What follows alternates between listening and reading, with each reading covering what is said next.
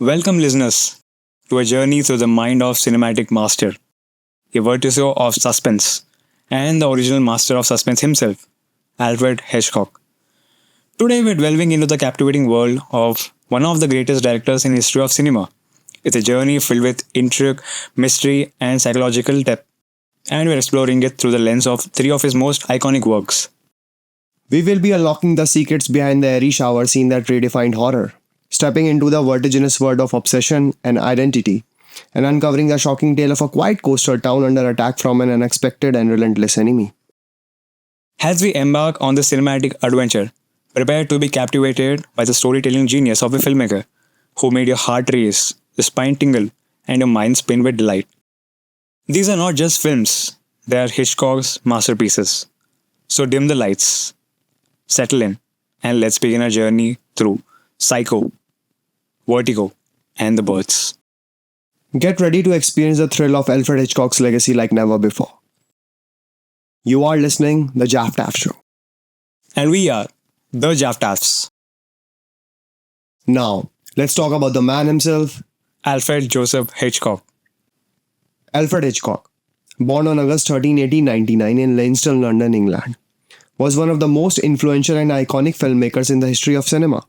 He is often referred to as the master of suspense due to his mastery of thriller and suspense genres. Hitchcock's career spanned over 6 decades, and he left an indelible mark on the art of filmmaking. Alfred Joseph Hitchcock was the youngest of three children. He showed an early interest in arts, particularly drawing and music. His interest in film began when he started working at a film studio in London. He worked his way up from designing title cards to becoming an art director and director's assistant. Hitchcock directed his first film, The Pleasure Garden, in 1925. However, it was his 1927 silent film, The Lodger, a story of the London fog, that brought him recognition as a filmmaker. It was one of his earliest films to showcase his signature suspenseful style. Hitchcock's earlier career in Britain produced notable films such as Blackmail in 1929 and The 39 Steps in 1935, which further solidified his reputation as a skilled filmmaker. In 1939, Hitchcock moved to Hollywood, where he would go on to make some of his most famous films. His first Hollywood film was Rebecca in 1940, which won the Academy Award for Best Picture. Some of Hitchcock's most celebrated works include Notorious in 1946, Strangers on Train 1951, Rear Window in 1954, Vertigo in 1958, North by Northwest in 1959, and Psycho in 1960. Well, Psycho in particular is considered a landmark in thriller genre and is known for a shocking shower scene. Hitchcock's films often revolved around themes of suspense, obsession, and guilt, and the duality of human nature. He was known for his meticulous attention to detail, innovative camera work, and use of suspenseful techniques, such as the Hitchcockian MacGuffin. Hitchcockian MacGuffin is a term coined by the legendary filmmaker Alfred Hitchcock to describe a specific plot device or element that is used to drive the narrative forward in his films. This concept has since become synonymous with Hitchcock's unique style of storytelling. A MacGuffin, in general storytelling terms, is an object, goal, or element that the characters in a story pursue, often without much explanation or importance. The MacGuffin's primary purpose is to set the plot in motion and create a driving force for the character's actions. Alfred Hitchcock employed the MacGuffin as a storytelling device in many of his films. What sets Hitchcock's use of MacGuffin apart is his approach to it. He often downplayed the actual significance of the MacGuffin within the story, focusing more on the characters and suspenseful situation that the MacGuffin pursuit creates. Well, shall we go for the movies? Yes, let's start with my favorite, Psycho.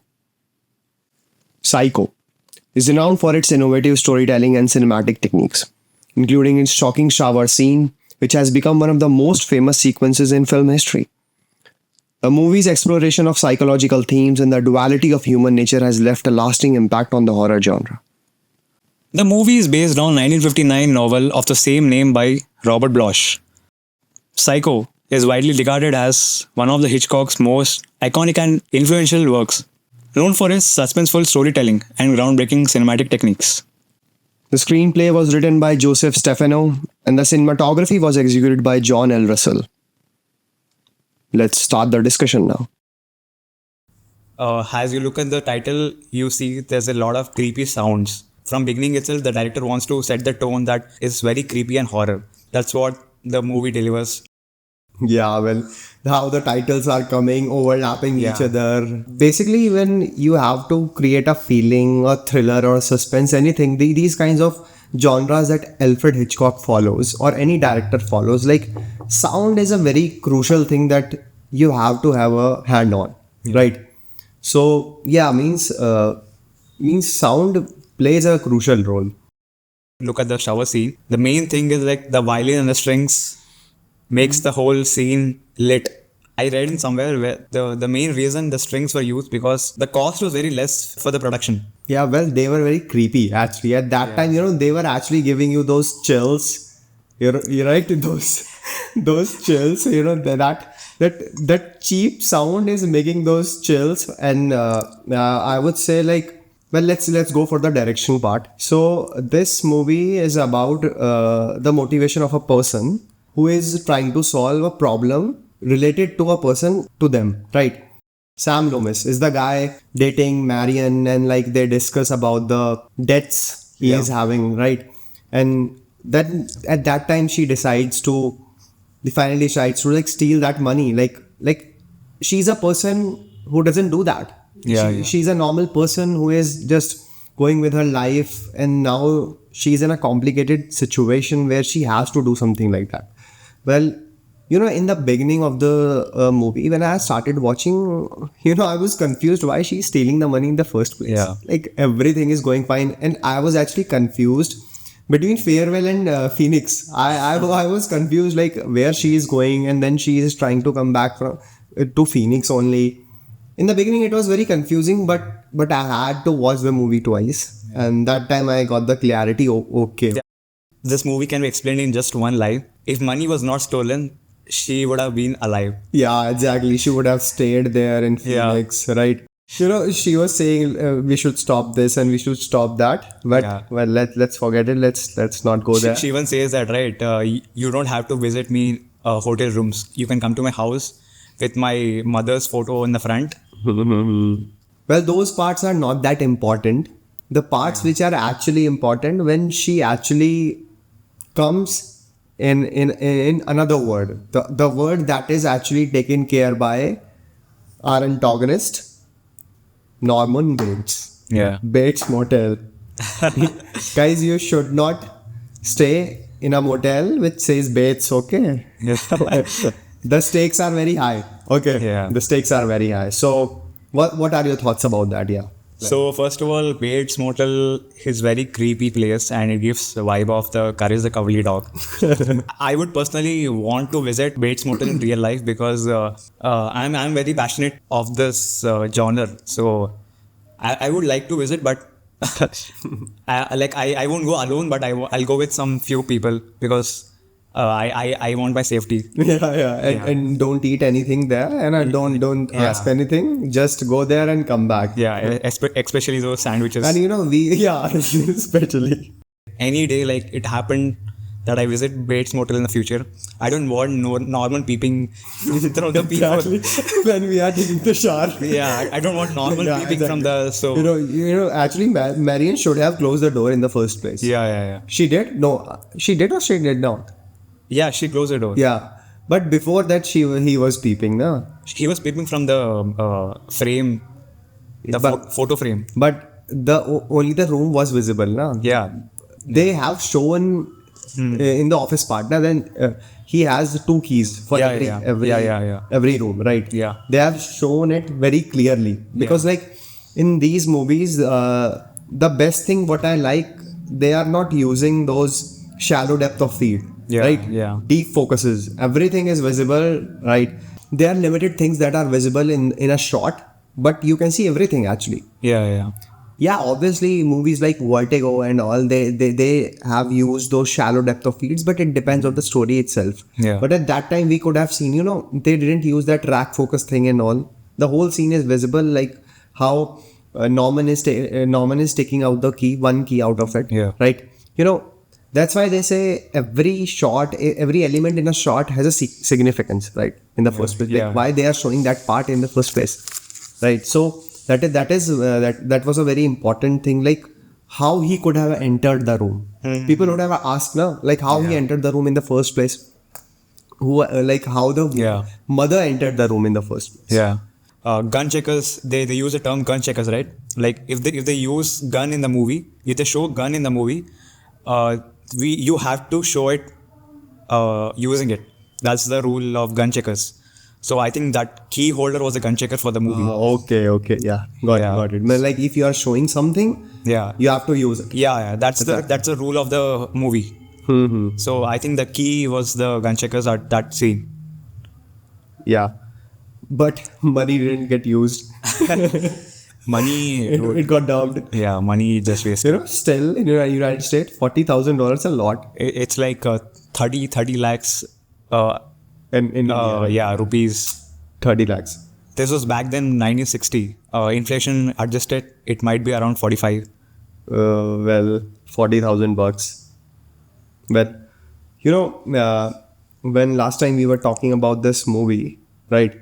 Yeah. When we watched this movie for the first time. Yeah. So you mentioned a scene where Marion was driving, right? Yeah. On Saturday night. Yeah. She left on Friday and she slept and woke up in the morning, and then she was driving again when she went to Bates Motel. Before that, when she was driving the car, you told me that she was smiling.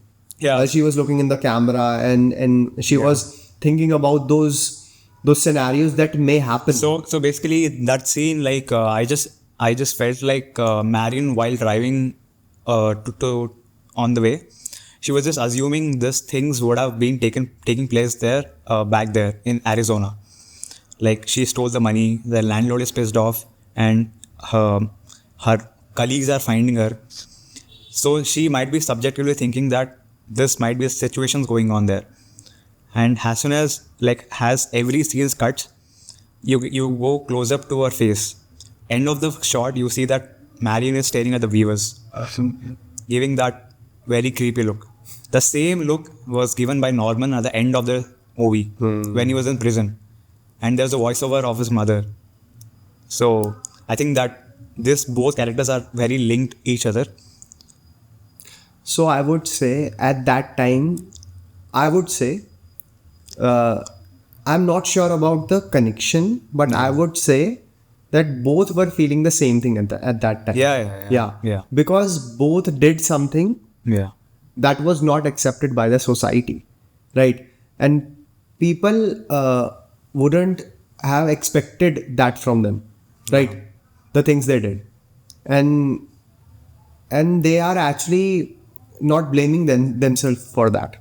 You see, this is the feeling they both might be feeling at that time. No, when like he killed like in movie I would say 3 people. Normal killed 3 people. 3, 4. No. 5, 6 people, I guess, including mother, her boyfriend, Arbogast, those 2 girls, females, which was not mentioned in the movie. Those 2, and then Marion. So before killing Marion, he killed 2 other girls. Yeah, so 3 women. And then Arbogast and mother and her mate. Right.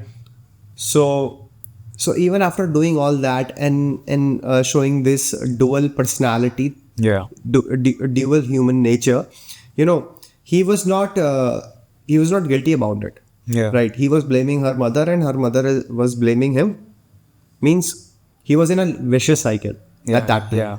And that is what director wanted to know, to tell people actually. Like this is something that reminded me House of Horrors. Okay. Netflix show. Okay. House of Horrors. I haven't watched it. House of Horrors. I'm saying, what is the show of that name? Burari case that happened.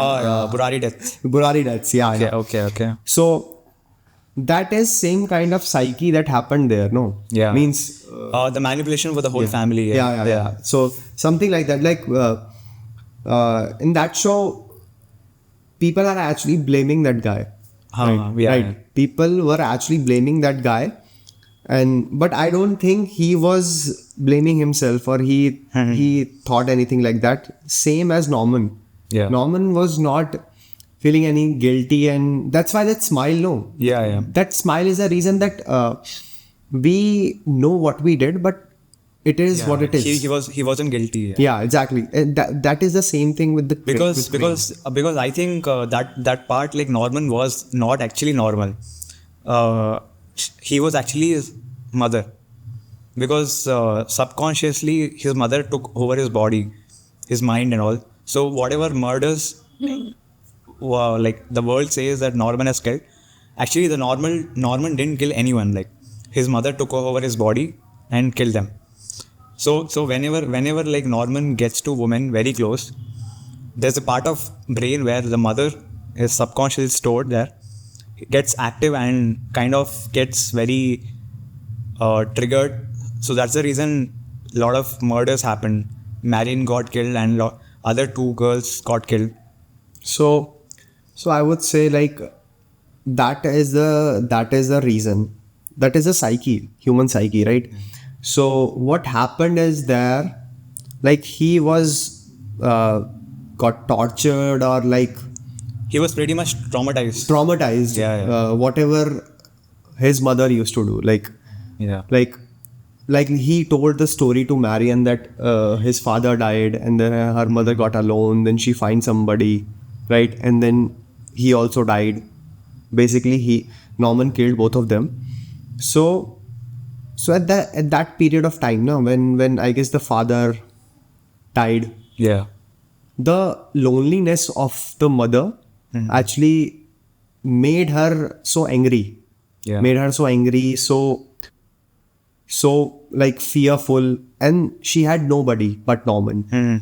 So I guess rather showing love, she was showing the otherwise, right? And those are the reasons why Norman got so affected to it. Means affected in a way, I will explain.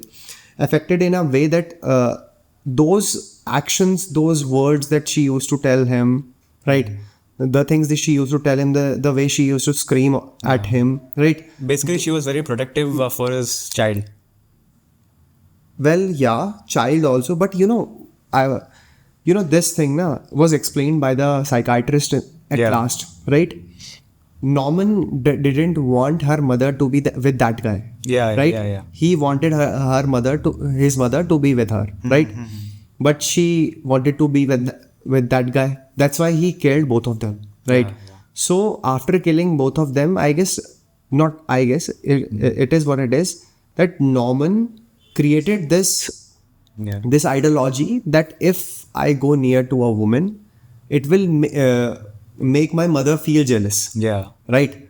So I think that's the reason Norman even was very guilty of his mother's death, and he mummified his mother's body exactly. and never buried it, because he wanted his mother to be there with him, and he kept it with him itself. If now you analyze this, just the psyche part, it is very deep actually. Yeah. He killed his mother and the maid, right? And then he created this thought that if I go near to a woman, that make that personality jealous, who had been incorporated in his mind. Yeah. Right? Yeah. Right? That doesn't even exist. Her mother died and all, right? And he killed her. Why? Because he didn't want her to be with him. Right? So, like, there are multiple branches to the psyche part here, right? Yeah. Anything could be possible, like why he was doing it. Well, let's leave it to the psychiatrist, right? Yeah. Let's talk about the director's vision, because I would say, like, director would have thought this much, because there are multiple things that person like Norman could have thought. Yeah. Right. Yeah. Whether he loves his mother, whether he likes or dislikes his mother, what are the reason there to create this personality. Obviously, he was affected by his mother so much that those feelings, those fear made a home in his mind. Yeah. So So that's what. So basically, this thing allowed Norman to never be Norman. It was actually pretty much Norman was living his mother's life itself. Although his mother died long back, but still the mother exists in body of Norman's. So yeah, Like I would still say like he used to respect his mother, right? He was even got offended when Marion Crane gave this suggestion to institutionalize yeah. his mother. But that is one personality, right? If you think about the duality of human nature, he is becoming his mother and himself. But in himself also, if you go deep down, there is a person. He himself killed his mother, right? Yeah. Right. He himself killed his mother, and the other half is actually loving his mother. Yeah. Right. Yeah. So there are two separation in the man itself. So basically, not just the duality. I would say, what is we say for the four personalities? Okay. Quad personalities. Yeah. That is why I'm seeing that there are branches there. You see, there are branches there. We just obviously we were introduced by the mother's personality, how Norman acted, right? Like how he how like if there is a part of the jealousy part, like Norman's mother doesn't want him to go near any woman, right? Why she was trying to be with some other guy when she wanted her child to be with her in the first place? Yeah. Right. Yeah. So that is creating a question there. You see. Yeah. That is creating a question there. If he killed his mother and the maid, mother's maid, right? Why? Because they were together. He was feeling apart, separate, but in the personality, in according to his, what the mother's personality was there, that she was so much for his kid. Like I don't want my son to go with any other woman. Yeah. If that was the reality, he wouldn't have killed his mother in the first place, right? She wouldn't have gone with any other person in the first place. Well, that is how I think about that is why I'm saying that there are branches there. Yeah. This might be. See, the story can be manipulated in many ways. This is what the director wants to say, so he kept his words there.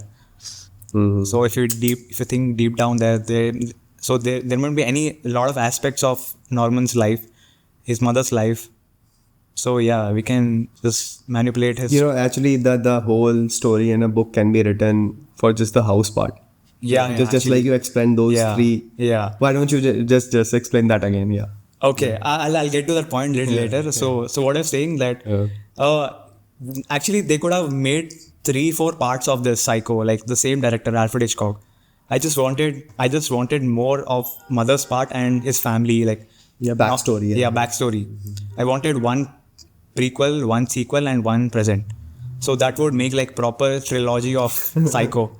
That would make a lot of sense, and like that would be very cool. Just like they explain.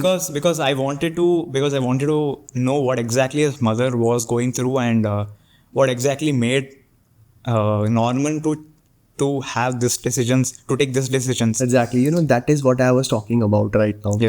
Like there are multiple branches, and those branches can be explored if Hitchcock would have directed other parts of the movie. But actually, although there is continuation of Psycho movie, but that's not directed by Alfred Hitchcock.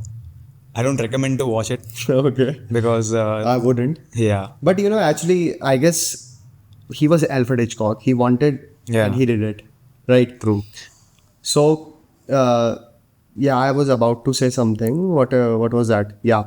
I was just like they said that like Norman killed one of those women. So when I was watching this movie, I was thinking like, how could I have scripted? Like how could I have told I'm not criticizing. I'm not saying that the movie was not perfect. It was the very best. It was one of the most iconic movies. The shower scene. Yeah. Like, right. I'm just saying, when I was watching that movie, there are some ideas that were coming in my mind, and I was trying to like pull something out of that. So it is like how I would have scripted that story, right? So according to me, what I would have done it like, I would have introduced this geography where the Bates Motel exist in early only. Yeah. I would have given some like shots where we are showing there is a highway, and then there is a road that is going off to the from the highway that leads to Bates Motel. And then I would have told the story of those two girls, how they died, but would have never showed the face of Norman Bates. I would have showed that there is a woman exists, right, but not the face, but not the Norman part, and the woman dies. But means I would have scripted the first part. Means my plan would be like show just some bits of those darkness that will come later, and then cut to the Marion story, right? So that like there is a some bit exists in the beginning, and then and then the half of the story goes there only. So if I had chance to change anything from Psycho or make in my way, I would start establishing those two girls who were killed before Marion. I would not actually include Marion because she didn't play any vital role in the movie. So maybe she was basically the third victim, was getting killed by Norman. So I don't think. So basically, the world saw Marion's story. I don't want to show her once again. So rather, I'll just focus on the two girls who were killed before. Basically, I would just keep the whole scenario of Bates Motel and the house, and I would just show backstory of her mother, his father. Maybe that's what I'll give more time for his mother part, and Norman. How did he transform from normal, like innocent kid, not innocent, but yeah, I mean like normal kid to how the normal Exactly. turned to that evil part. Yeah, like showing why he doesn't have any friends. If I would have directed it, I would have shown like proper rib cage and all coming out, and very brutal scenes. I would have started with more sexuality. That would have like created more deepness in the scene. Means more touchable, I would say. Okay. Like you are just showing the like you have mentioned, like person is trying to Okay, wash off the sins. yeah wash off the sins, and Yeah. like showing the intimacy of the Okay. like to increase the intimacy of the, like that is the right word, to increase the intimacy of the shot, right, of the sequence of that shower scene, and then suddenly boom, Yeah. ching ching ching, Got it. you are dead. Shower scene was great. Like no doubt it was great. But I expected, like first time when I watched the shower scene, I expected that blades would touch the body, but I didn't find any blood there. I didn't find any cuts or wounds. So yeah, there was part of me. It was craving to see that blood and that cuts in the body, but This guy is psycho. yeah. So my part of thing was craving for that cuts and all, but I didn't get to see it. No, okay. So- I guess we have it that you wanted to see some blood, Yeah. and you didn't get the chance to see it, but it's fine. I guess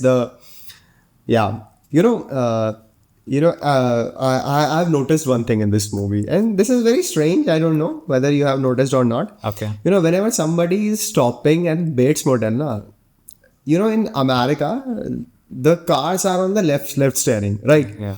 So whenever they are showing that somebody is stopping, like the camera is in front of the Bates Motel, where Bates Motel in the right of the frame, and the house is left of the frame. Yeah. And car is entering from the right side of the frame. So the driver would have been close to the camera, right? Okay. Right, close to the camera, Okay. right? This side. So all the people who are stopping at Bates Motel, they are coming out from other side. Means usually when you are driving a car, you will come out from that side only, na, where you are sitting. Maybe why you think this, because maybe that when Marion entered the scene, it was raining heavily. No, even Arbogast. Okay. He stopped there twice or thrice, I don't know. But every time when he was stopping there, he was coming out from other side of the car. I was like, what is going on? Okay, I know that the seats were bigger and it was easy to shift from one side. I think this was done because of the set space. But he could have come out from that side only. Na? This gate was also visible there. But I don't know. I don't know. I'm not criticizing that part. I just something that I noticed. Yeah. Arbogast came there, I guess, first time when he interrogated Norman. Second time when he died. So I even remember that Marion didn't wrote Crane. Yeah. He wrote, I guess, Stewart or something like that. I don't actually remember what she wrote, but The surname was different. I remember that the surname was different. So that's, after she went to her room, after talking to Norman, she went to her room, then he came and checked the register. Actually, that was the only mistake that he made, actually. You see? Okay. How specific he was towards his task. When Marion, I was trying to just analyze every element that was put in the shot where the room was shown.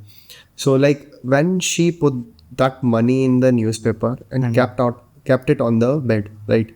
So when they particularly showed that action, that thing, so I thought maybe this will become something in the future. Like even when she died, Norman came to her room packing all the things. I thought maybe he will leave that thing. Yeah. And when somebody will come there, they will see it and then they'll figure it out. Okay. But there was this only one mistake he made, that he didn't remove the name of Marion from there. Right. And when Arbogast actually asked him about Marion, and then he got when like he was like, oh yeah, I remember there was this one woman who came and like then she went away, right?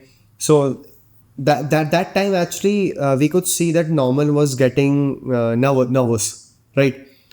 But when that sequence was happening, that killing sequence, Marion's death and all, like you could see like how used to it Norman was to it, right? Like if for the first time when you watch that movie, you wouldn't have thought that he himself killed Marion.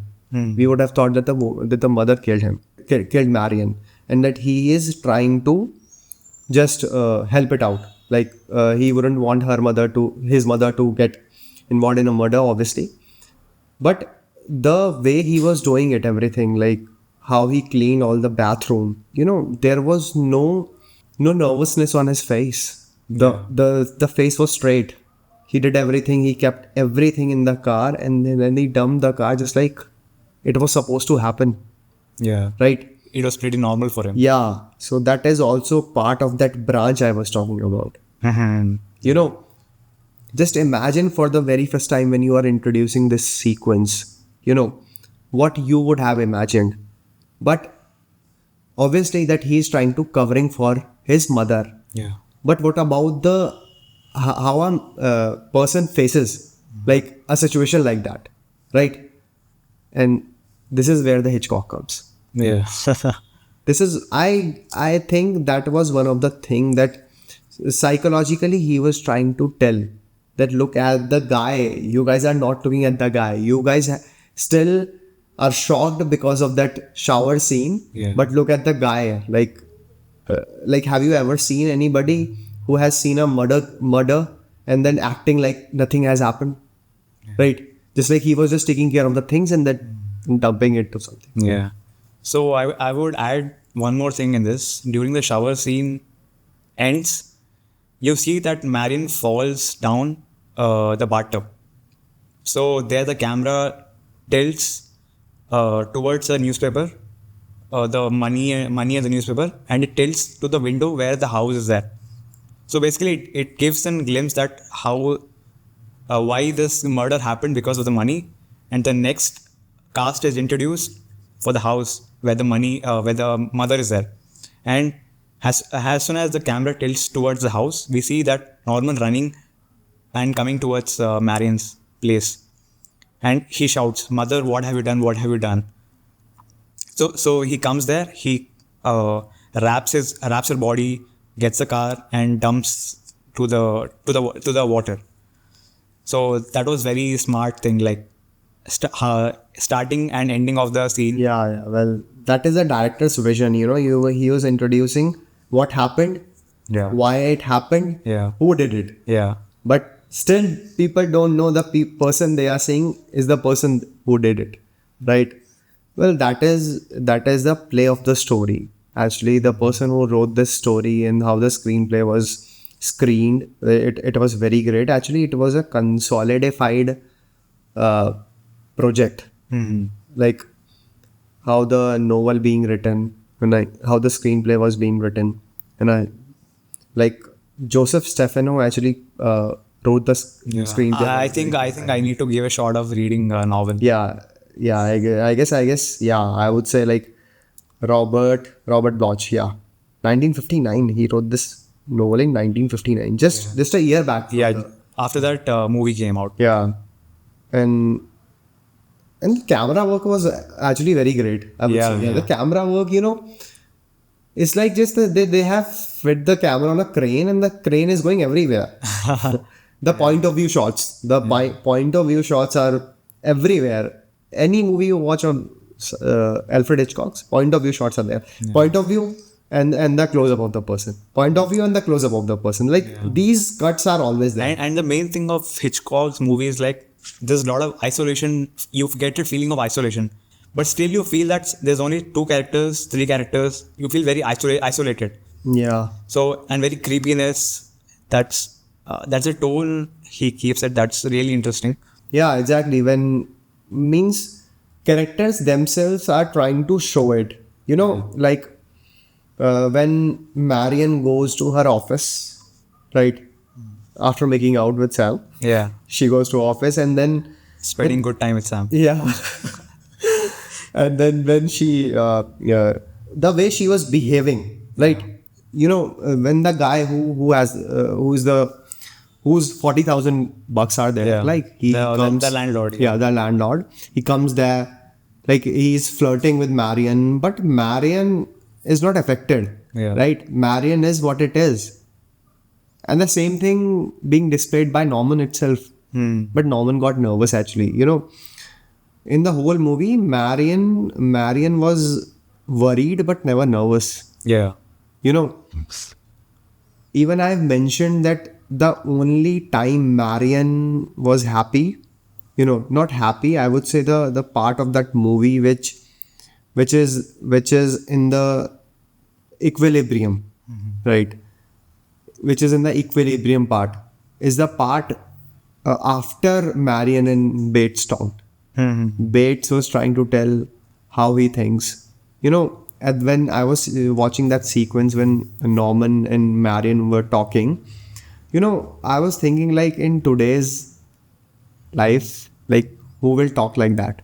If like we go somewhere, we stay in a place, would we be talking to the owner of the hotel or the place we are staying? Obviously not. We will be busy in our phones. Yeah. Like in technology or rather just avoid the conversation and get to the room. Exactly. If somebody offers us dinner or something like that, we would deny it. No, we don't want that. We are okay, and there will be a suspicion like that will be created. But at that time, how these guys are talking, I was like, this is how people were actually in 1960. Now everything is changed. Yeah, everything is changed. Means you don't have your cell phones, right? There is no computer there, right? You have to write your name on a register, right? And for passing time, you are talking to people, right? That is actually very great. Just this remind me of a scene of movie Duel. Okay. Right? Spielberg. Yeah. Right. In 1972, when this guy calls his home to his wife when he stops there because he doesn't have a phone, he has to call through a landline. Yeah. When and if we go back to that time and we will be like, oh shit, there's no technology, there is no phone. Yeah. when there is no phone in my pocket, I was like, what? It either it's in my pocket, either it's in front of my eyes. So that was one of because that sequence, when these two guys are talking, it is the most calm period of the movie. When these two guys are talking. Yeah, it was very calm and suspicious because Norman was kind of introspecting Marion. Yeah. Was asking a lot of questions. Are you running? Yeah. Who made you think that I am running? Yeah. Was pretty much asking a lot of things. But I would say that was the most calm period because the darkest person, well, I wouldn't say Marion was not the darkest because she was making a sin also. But she was very close to that person who was about to kill her. But when she died, Norman was not Norman. Norman was somebody else. Yeah. Right? So Norman's mind was taken over by his mother. yeah. Well, the mother he himself created. Yeah. I believe if Norman's mother was alive in that time, Norman would have stopped his mother, but mother would have killed Marion any other way because obviously she was jealous of this thing. That is what I'm trying to tell you. Yeah. I'm telling you that mother, I guess this personality, I don't know about how the mother really was. Because this personality was created because he was so affected by those actions, those things that she used to tell him. Because she just wanted somebody else than him. Right? Yeah. So he wanted to make her feel that way. Yeah. That's why he created that personality in the first place. If he would have cared so much about Norman in the first place, this wouldn't have happened. Yeah. You see, that is what I'm trying to tell you. If the real mother would have there, the movie wouldn't have existed in the first place, obviously. And the second thing is, Bates Motel would have been very family friendly place. Yeah, exactly. Yeah, exactly. And mother is serving food there all the time. And but I wish like here in India there should be a hotel styled themed of Bates Motel. That would be very interesting to see how. Yeah, exactly. Yeah. There is no computer there. There is a register you have to write there, and those stuffed animals. That is the main thing. I wish something they create like this in tribute of Alfred Hitchcock's movies. So what would be the place where they can made it, like in South or in North? I don't think in North it's possible. And anywhere is fine, but I would go and visit there once because I would like to see like how this exactly looks. I want to get the feel. And whosoever would be the owner now of this place, they should wear clothes like Norman itself. Yeah, that would be very cool. That would be very cool. Yeah, that would be very cool. So yeah, that is my point because this mother thing, nobody knows how the real mother was like that. But what I believe is that mother was different. Mother was not the person who was actually loving Norman. Yeah. Right. And that made him think or create a mother who loves him. That's why that mother is making him kill people. That much effect, like that was how he was affected to it, right? How impacting it was. So yeah, I guess this psyche thing is too hard for us.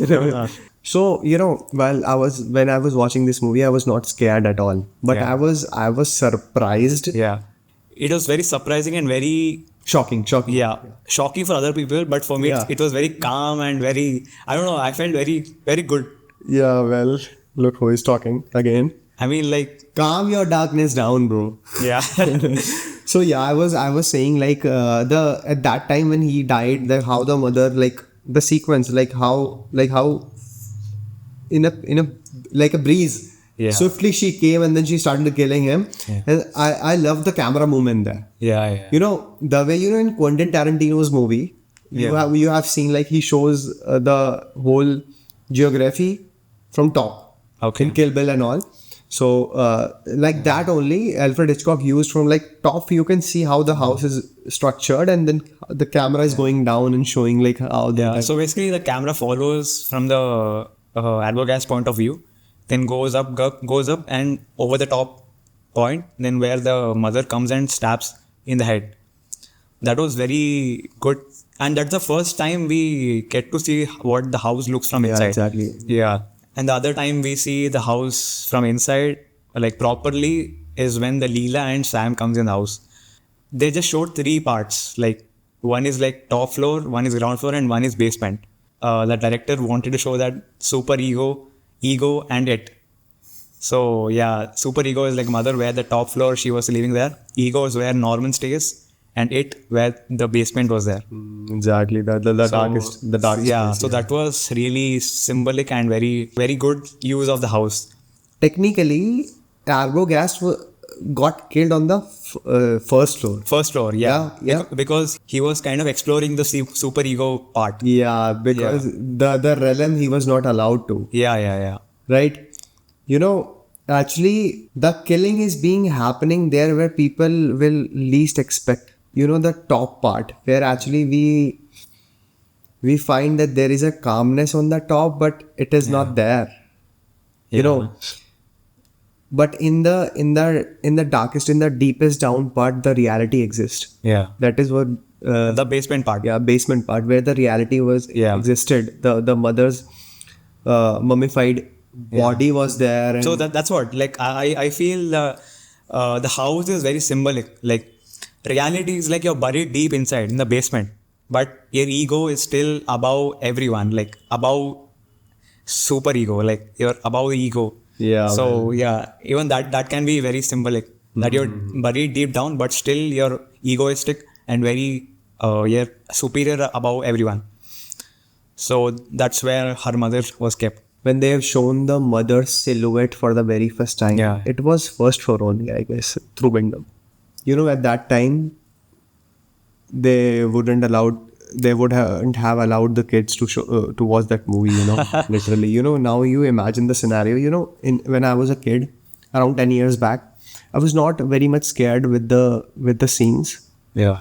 but I was scared of what I think about those scenes, right?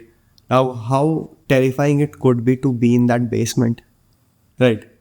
How terrifying when you know that there is a dead body, mummified dead body is there, right? And there is a person who is going to be that mummy anytime. That is what I'm saying. Yeah. Right. So yeah, this movie, why this movie is psycho? Because it is actually hitting psychologically in the first place. Yeah. This is what it does. So we can just end this section with one interesting fact, which I got to know recently, that Marion, who's played by Janet, got paid $40,000 for a role in Psycho, and that's the same amount she stole in the movie. When I read this, I was like shocked. Shit, man. That's nice. That's nice, I guess. Yeah. So she got paid $40,000 and she stole it. Yeah, and she stole them again. So that's why she got killed in the first place. Yeah. So when I read this fact, that I thought I'll share it in this segment. I think this movie stands out because it doesn't show any cliche jump scares. Because a lot of horror movies, you see, they set up the scenes like you already guessed it. Yeah, there's gonna be jump scare. Audience, please be ready. In this movie, surprisingly, those jump scares work because this things happens very unexpected. So I think this things fits perfectly there, because it doesn't follow the traditional cliche parts. Exactly. This means the whole motto of Hitchcock's is to just create the suspense, the thrilling, just like we talked about this Hitchcockian MacGuffin term, right? Yeah. The MacGuffin, and then he never followed the MacGuffin in the first place. Yeah. He's actually just letting it go. He doesn't care about it, but he cares about what is being structured around that MacGuffin, right? Yeah. When I was realizing it, I was like, that is the reason why screenplay are so crucial. Like, and how this guy is like pulling the best shots out of them. Like how the thrill, how he's feeling that thrill and making people say it. Yeah. It's it's not just great, it's actually the best. I would say it's the best because you just can't judge the movie like, okay, it was shot on film, there was no digital cameras, but that is the purity of that time, right? You know, these guys achieved those golden things right at that time only. They had that vision to see those things. You know, at the shower scene, I love those cuts. You know, those cuts now is actually was, I don't know, I would say beautiful. I could, and I will say, I'll explain why I'm saying it beautiful, because it is showing the traditional way of filmmaking of that period of time, Yeah. right? You know, the cuttings is not actually showing what is happening, but giving us that idea that what is happening, right?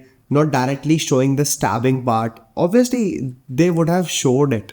You know, even he had the capability to show the whole sequence in one take, I believe. Yeah. But those cuts actually made that impact. I think if Marion was killed in one shot, that scene would have not been popular, or the entire movie would have not been popular, and hopefully this episode were not possible. Yeah, If Hitchcock would have not made that 78 shots. Yeah, exactly. 78 shots, man, for that particular sequence. And that's why, you know, that's why it came out well, man. That is why this movie is known for that particular shower scene. Yeah. Exactly. That is how you actually redefine horror. Yeah. Creating that airy shower scene. Like, Yeah. this is what it is, man. You know, that's why filmmaking is a profession that you don't just do it. Yeah. It's never been a job. So yeah, I guess we should wrap Psycho here only because it's been hell of a psyche talking there. And I guess we have discovered this Jaftaf's dark side also, right? So In the first episode. yeah, in the first episode itself. So yeah, I guess we shall jump to the other one. Vertigo is celebrated for its intricate storytelling, visual artistry, and exploration of complex psychological themes. The film's groundbreaking use of camera techniques and the famous dolly zoom effect, also known as the vertigo effect, to stimulate Scotty's vertigo, are notable cinematic achievements. The movie is based on 1954 novel D'entre les Morts by Pierre Boileau and Thomas Narciac, and is known for its complex and intricate exploration of obsession, identity, and psychological trauma. Vertigo is often considered one of Hitchcock's most masterful and enduring works. The screenplay was written by Alec Coppel and Samuel A. Taylor, and the cinematography was executed by Robert Burks. Now, let's start the discussion. The protagonist, Scotty, is facing vertigo because of acrophobia. He had fear of heights, and because of that, this incident happened where his colleague died. A police person died because he had vertigo. He was not able to control himself, and while saving Scotty, a policeman died. So that is a time when he realized that he has acrophobia, and acrophobia was causing vertigo. In this sequence, there are 3 silhouettes that we see, right? Yeah. And it's a wide shot, and it's a very beautiful shot because of this movie, I fell in love with San Francisco. Okay. How they displayed the movie, you know, even in Mitch's apartment, you know, the big window. Yeah. So basically, Mitch is Scotty's ex-fiance. Yeah. So in Mitch's apartment, there was this big window that they show, and through that we can see the whole landscape of San Francisco. Yeah. So And one more thing I liked about Mitch's house is her house is so aesthetic and very artistry. she was a designer. Yeah. So that is why her everything was so aesthetic in that like, you know, the production design of that particular place it's pretty great. Everything is just like drawn with scale and a pencil. Very, very aesthetic and very pleasing to eyes. Yeah. So I really liked it. So, are you talking about the room or the bra or Mitch? Because she was actually designing the bra Yeah, at that time. let's go step by step. Okay. First base. Let's not go there. All right. Okay.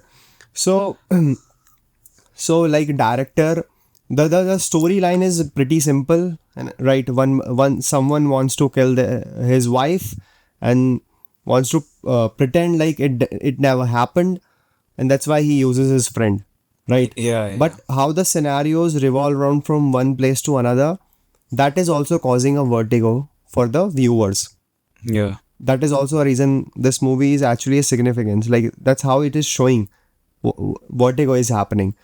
Even in every shot, every scene, we see like how isolated characters were in Yeah. this movie, right? That's, I think, majority of Hitchcock movies represent that, because we see very less characters in most of the Hitchcock movies. And I'm just not talking about less characters and less people. Yeah. Here I'm talking about the isolation of those characters in Yeah. middle of so many people. Yeah, we feel You that. see, We feel you that. know, Yeah. the most calm sequence of this movie is when Scotty was following Mandolin, Yeah. who was technically Judy. So Gavin Hester is a college mate of Scotty, and after a few years, when Scotty is about to get retired, Gavin just asks him a favor that there's something suspicious going on between his wife. He claims that his wife is possessed by a woman called Carlota.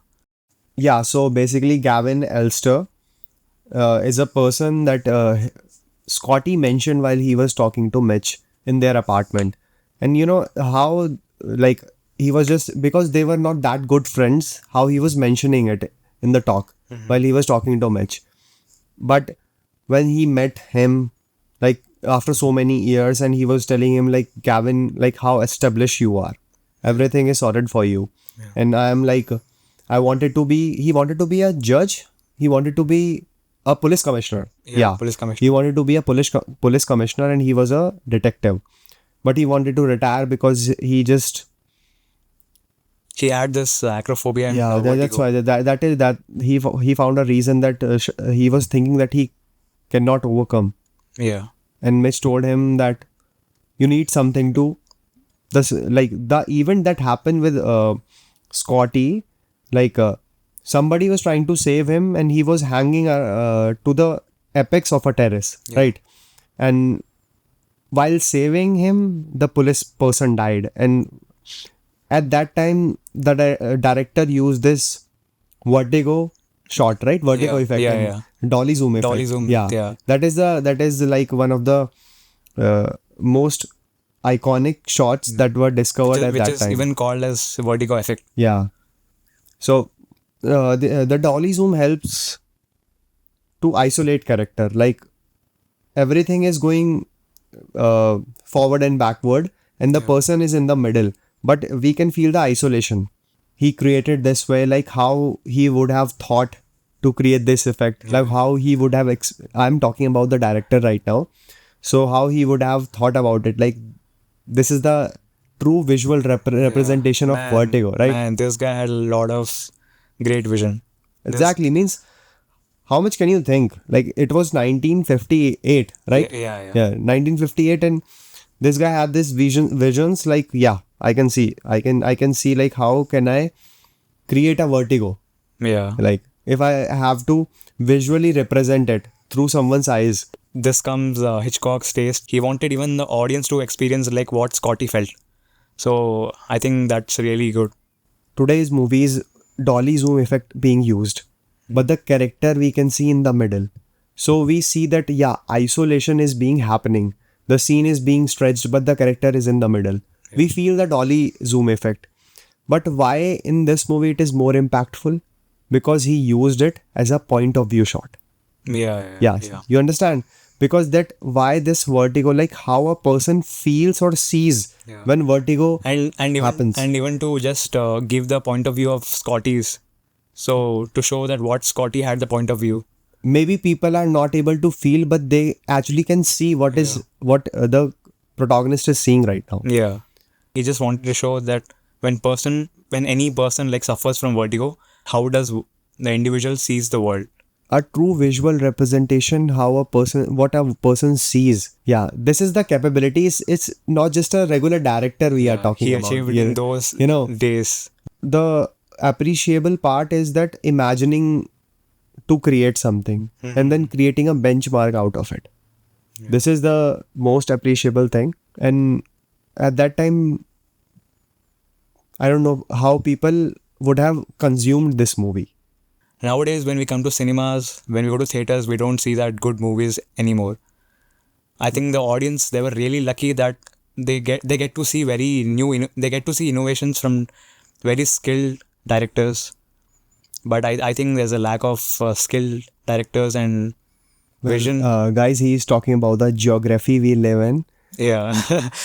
Yeah. Well, there are filmmakers out there who are Very, very little. who are creating so good content. They are showing their visions. Directors like Quentin Tarantino, Spielberg, Yeah. right? So if we talk about the movie, the story part. So characters isolation. We were at characters isolation, like how isolated these two characters were. Yeah. Like when not chasing but following. Yeah. When Scotty was following Mandolin and she was going place to place. Like if you put the thriller and suspenseful part aside and think about the story, how Gavin actually structured the story of his wife's killing, right? Why he would have picked Carlota Valdez, right? Was she really the great grandmother of his real wife? I have this question. Like, was that true? Like, this Carlota Valdez was actually the great grandmother of his real wife, and that's how he got this idea. Because if you think about a criminal, like, would you be willing to put that much story, right? This kind of deep story. Well, Gavin wanted to come out of the situation real quick, so I think he planned it very good, because the main reason was that Gavin wanted to overcome his wife and wanted a witness. Yeah, that part I understand. Like, Yeah. any person could have done anything. Like, why to create this deep story? Yeah. Yeah. If your final motivation is just to achieve the property of your wife, right? You could have done anything. You could have given money to the people who are around your wife, and they could have pretend like, yeah, she was feeling ill, mentally ill. That's why she committed suicide, even if she got murdered. Yeah. He structured a story and like connected it to like 1857, the woman who died in 1857, and Scotty was going into history, right? Yeah. Gavin could have been an amazing filmmaker. Yeah, exactly. He was a filmmaker in the movie, actually. Like not even filmmaker, but he could have become a good writer, Exactly. because he had like the proper vision there. And he got wasted. Like, Yeah. he actually wasted his talent. So yeah, when the first time when Scotty follows Madeline like place to place, even as an audience, like when I was watching this movie, I was really very interested to know why is he following and what was the motivation for this. I wanted to know like what does Madeline actually do in a day. Like she goes to the museum, she goes to the park, then she visits, she drives car. That was really I mean, like, I just Curious. curious. I felt that like although we had although we see that there's a lot of people traveling in the road, but still I feel that there's a lot of isolation in Madeline's character when she was going through this phase. Exactly. And now, so Judy Barton was playing Madeline, right? Yeah. It was the character's name in the movie. It's not the real actor's name. So, when she was actually Judy in the movie, after Madeline died, and then he saw her like on the street, right, on the sidewalk. that's why a wise person said, sidewalks saved my life. They don't have a lie. And that's what happened in this movie. Yeah. You know, Scotty was walking on sidewalks and sidewalks saved his life because they don't ever lie. The sidewalks showed him the real person, Judy itself. Well, we can just see some weekend fans over here. Well, that's who we are. Yeah. So, back to the movie. So yeah, Judy, like when you think about Judy, when you first time sees her as Judy, you won't be thinking like you would be thinking like she's a normal person who is living in San Francisco, trying to figure out her ways, right? But when it's about being a character in a movie, yeah, like, you should think like how these characters were built, like how good they were at what they were doing. Judy was pretty good at acting. Like she could have made a good career in acting. You know. Gavin was a great writer. He had a great vision, and Judy was a great actor. And bro, they were really talented person, but it was just wasted. Yeah, exactly. They were using their talents just to wasting it. Like how you like the way. Obviously, we will say that the actress who played the role of Judy, she's a pretty good actor. That's why she was able to perform Judy and Mandolin both. But when you think about Judy, how good Judy was to perform Mandolin. Yeah. Right. And even Gavin was a pretty good actor. How he was behaving when he was talking to Scotty.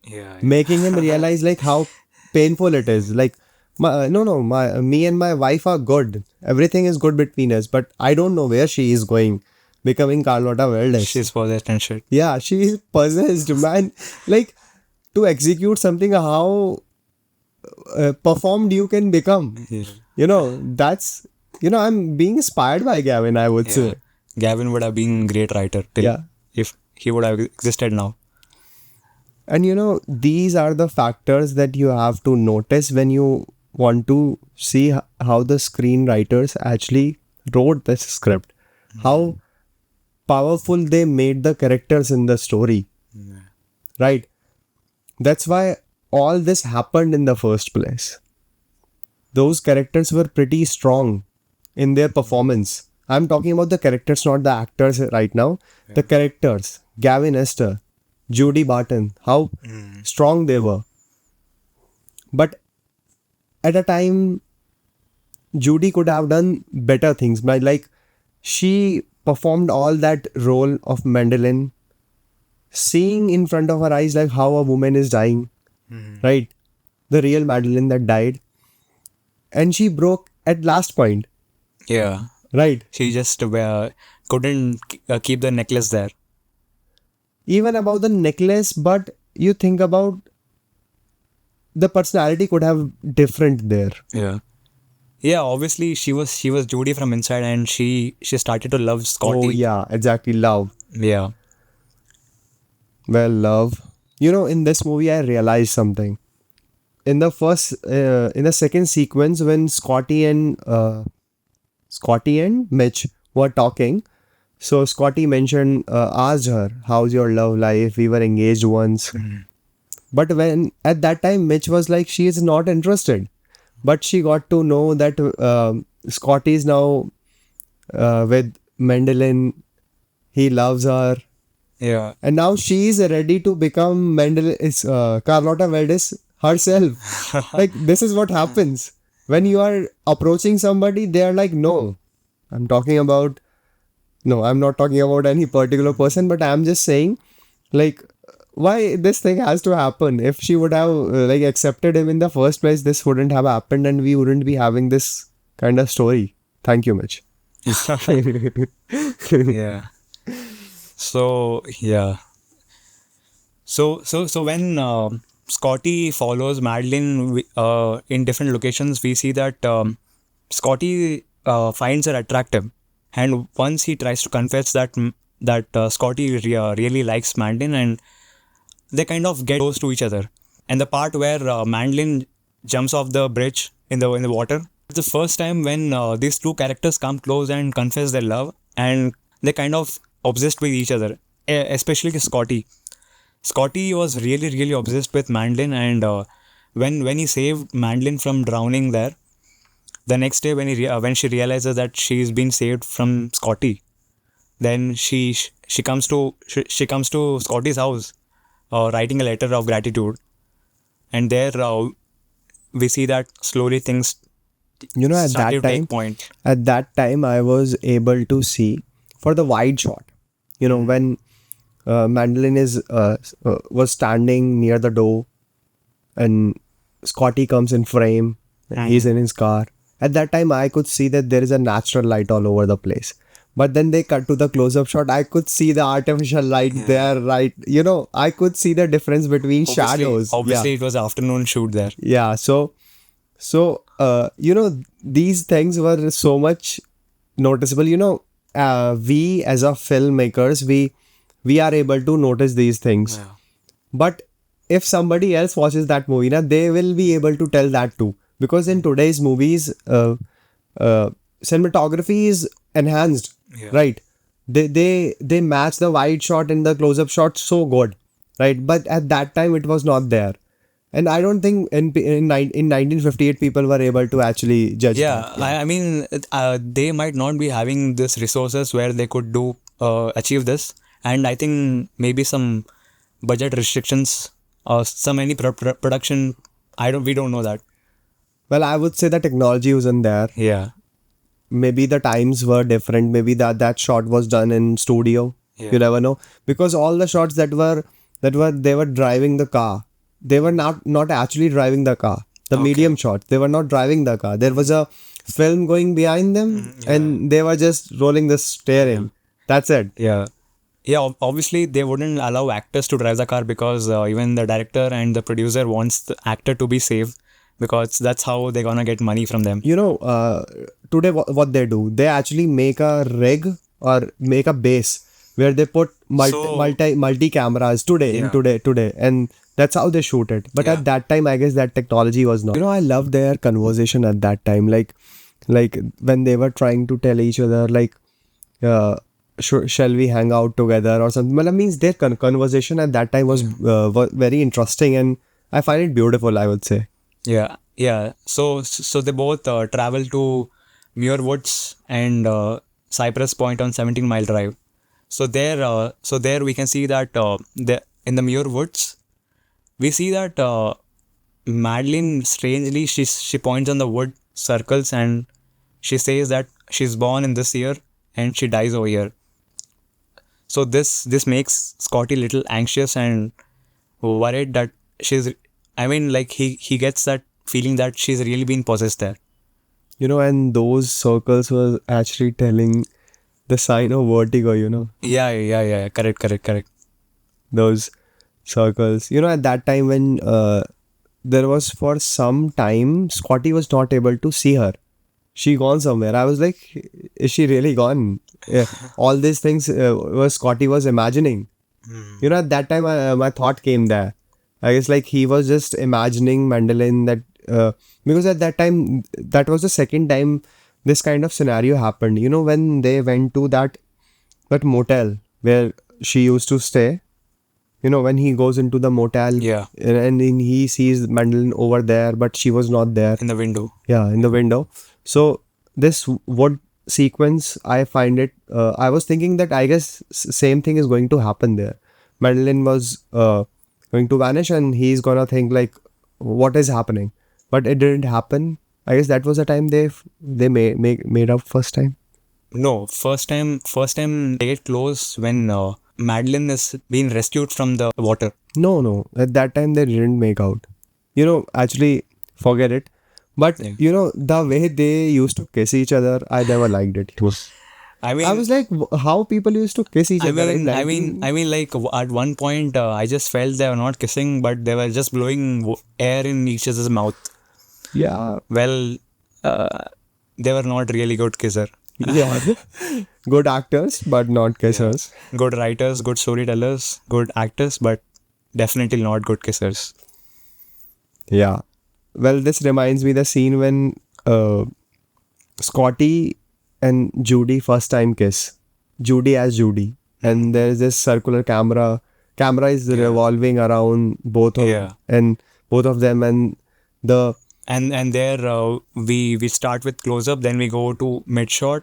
There we see a visual of something where Scotty and Madeline were together. So then camera comes close up and the shot ends. at that time I love the lighting. Yeah. Lighting was so good. How they are isolating characters. You know, when Mitch and that reminded me that Mitch and Scotty went to a library, and a shop where the archive was there, right? Yeah. To find out about Carlotta Valdez, right? So at that time when they were coming out of the shop, you know, something happened with the lights at that time. They got dim Yeah. when they were talking about Carlotta Valdez and her husband, how he abandoned her. At that time the light was changing, and I was like how they are playing with light and making people, because that was a moment of kind of guilt, I would say, a sorrow, that they are realizing how men were, right? Even the person who was So taking care of archive, even he said that, like, na, how men was there at that time. They could do anything. yeah. And this reminded me one more thing. Sorry to interrupt. This reminded me one more thing. The time when Scotty went to meet Gavin, and he sees a picture of San Francisco 100 years back picture, means In the office. in the office. Yeah. He was also giving us the sign of old times, right? Means everything was connected to the history in this movie. Like how, I don't know why it was so important for Gavin to connect everything from history of San Francisco. I don't know why. Means, yeah. I guess I'm going too deep. Okay. So That's what she said. So talking about lights, I remember that nightmare scene when Scotty goes into clinical depression. Red. Yeah, I mean, yeah. Let's talk from the starting. So from the lights, I remember that Scotty gets clinical depression when Madeline dies. So the scene starts with very weird and witty animation and cuts to close up head of Scotty. I don't know why, but I mean, like, man, that shot was really There funny. is just some graphics in middle. You remember? Yeah. There's some graphics, that reminded me of Weekend Heartless video. Yeah, how yeah. the flower is becoming I mean, changing. Yeah. It was so relatable at that time. Yeah. I mean, like that scene, the Scotty head was really, really funny, but it was really good, but it was really funny. And we see that Scotty has been jumping from far, from sky and all. And we see that we cut to and we see the grave of Carlotta where the lights are blinking red, red lights are blinking. So I think for me, the main highlight of the film was that nightmare sequence, because I really enjoyed that nightmare sequence. The close up of the grave and Scotty flying in the air and a lot of light beams from there, and really that trippy video. So I mean, I really enjoyed that sequence. I can imagine if they have to direct this sequence again, they would have used so many graphics, so many CGIs to make the shape of face. Or they would have used AI. Yeah, well. So, like, there is so much technology exists that could have made this sequence more connected in visual part. But at that time, what he did and the approaches he took, like, I'm telling you, he was creating a vision. Like, how much affected Scotty was, like, from the incident, and what could be the things that he was seeing. Like a person who was obsessed so bad, he was seeing a grave And those graphics were so, were really good Yeah. in those times. and like only his head is visible. Like how you are imagining it. I mean, that head part was really funny. Yeah, that means you can see the capability of thinking of these directors, right? Means they are not stopping. No, I'm gonna do this. I'm gonna do that. I mean, what I think during those early times, Hitchcock achieved this kind of vision. If Hitchcock would have been alive till date, he would have created some other great high budget movies. Maybe he would have shot in IMAX. I guess things would have coming out from the screen. I guess he would have done something like that. I mean, like we don't know. You know, you can imagine using 3D. You know how he would have done it. You know, he would have thought everything in 3D. Oh, this is, if he come to this time, he was like, oh, this much technology exists. Let's make movies now. I mean, like, he is Hitchcock. He could do anything. Well, Hitchcock. You know, Madeline never told him to go there. What was that place? San Juan Bautista. Bautista, right? San Juan Bautista. That is the place. San Juan Bautista. Huh. So actually, Scotty took her there. She never told him. Yeah. You know how Gavin was how confident he was that this is going to happen. Yeah. You know. And that was childhood home of Carlotta. Yeah. How they research all that part and how they structured it. They go to the same place, and they first time Same time, and Yeah. how they would have communicated. You know, actually, I'm actually pulling out every string. I just want to see like how much people can think. Is it even possible, or it's just the director wants people to think that much? Yeah. So first time when they reach the place, we see that first time they confess love to each other, and that's when Madeline she kind of gets awkward and dealing from the situation, and she rushes toward the church. You know, it was awkward for me because I didn't like the kiss. Yeah. You know, I'm right now seeing so many transitions in this movie. So many transitions. Let's take the suspense and thrill side once again. Okay. Let's talk about the transitions. So, he fell in love with Madeline, right? And he was not able to save Madeline because of acrophobia. Yeah. So, he had this guilt and loss of love. Yeah. And he even got into depression. Yeah, that's why he got into depression. And that trippy sequence starts. Yeah. So he was so sad. We'll say that he was going through sorrow, right?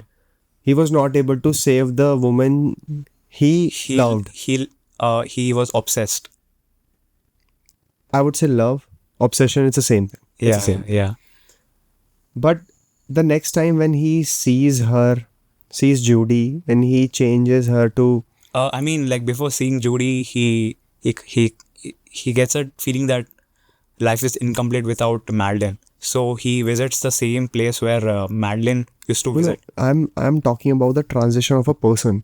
Okay. You know, first we got introduced to his fear, that what that fear caused him, right? He saw a death, but this was like half death for him, because the love of his life was gone, right?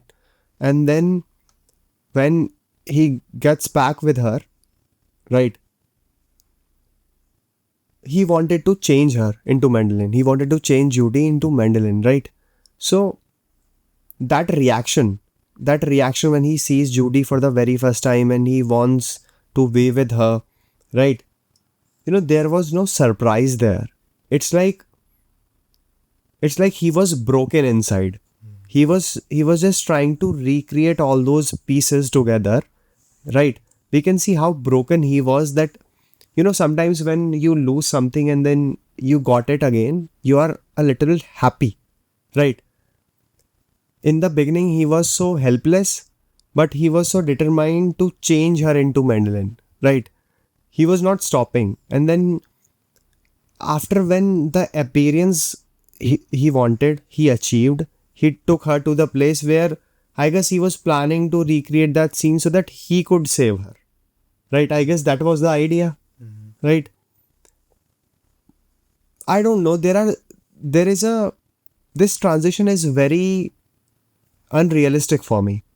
Okay. You know, yeah, this transition is very unrealistic for me. Like, if you love a woman, okay, you lost her because of your Yeah, feelings. I mean, like we can see that Scotty really was in love with Madeline, and he Madeline was lost.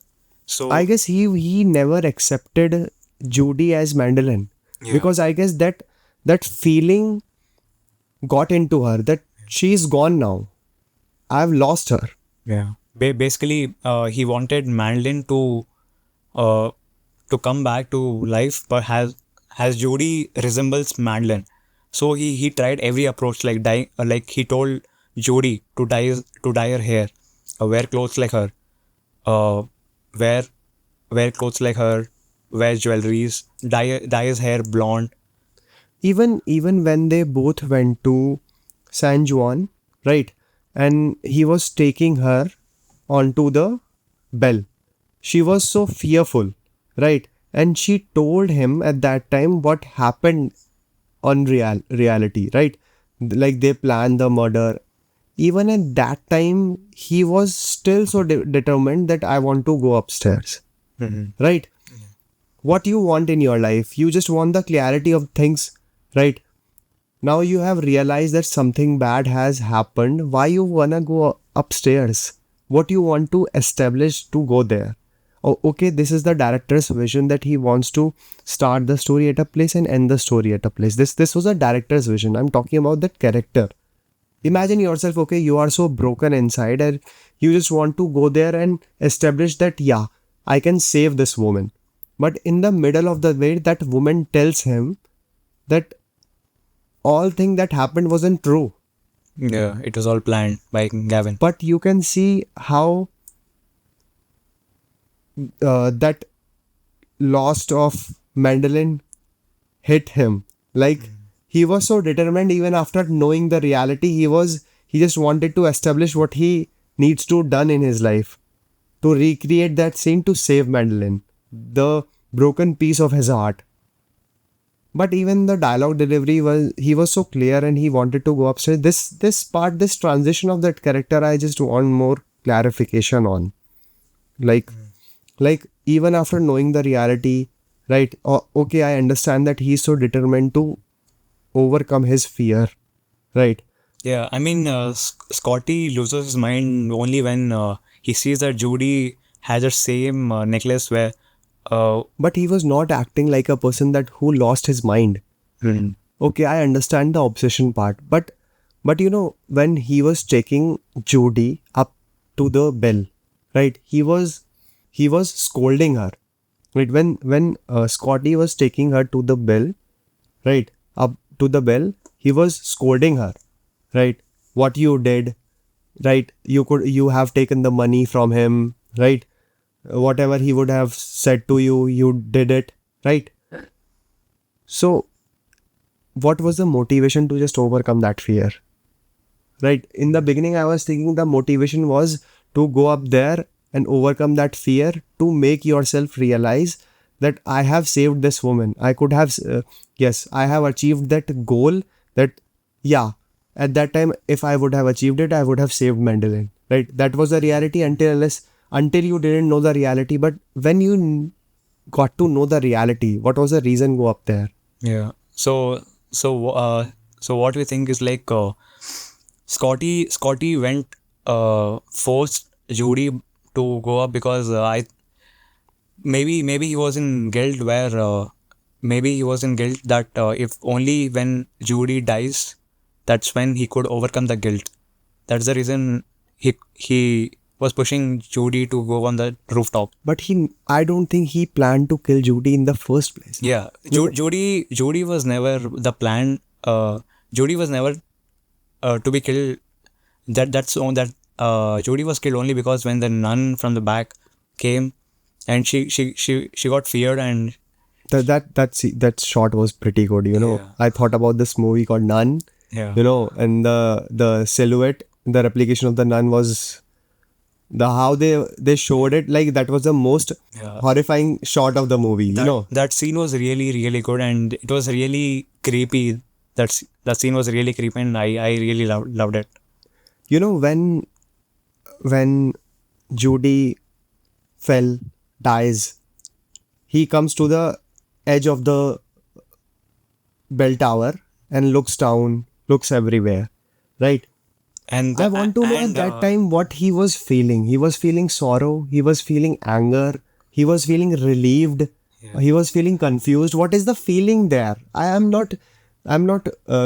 very confused about the feeling. That's why I was telling you the transition of the character. Yeah. I understand at the last time, if imagine that you were so determined that I want to achieve that, because if I achieve that height, I will be able to save this woman again if it happens, right? But that woman's tell you that everything was wrong. Okay, even only there was this one thing, that I loved you, and that Judy tells him when they go up there. Not. So what was the motivation to achieve that? Just to overcome your fear. Yeah.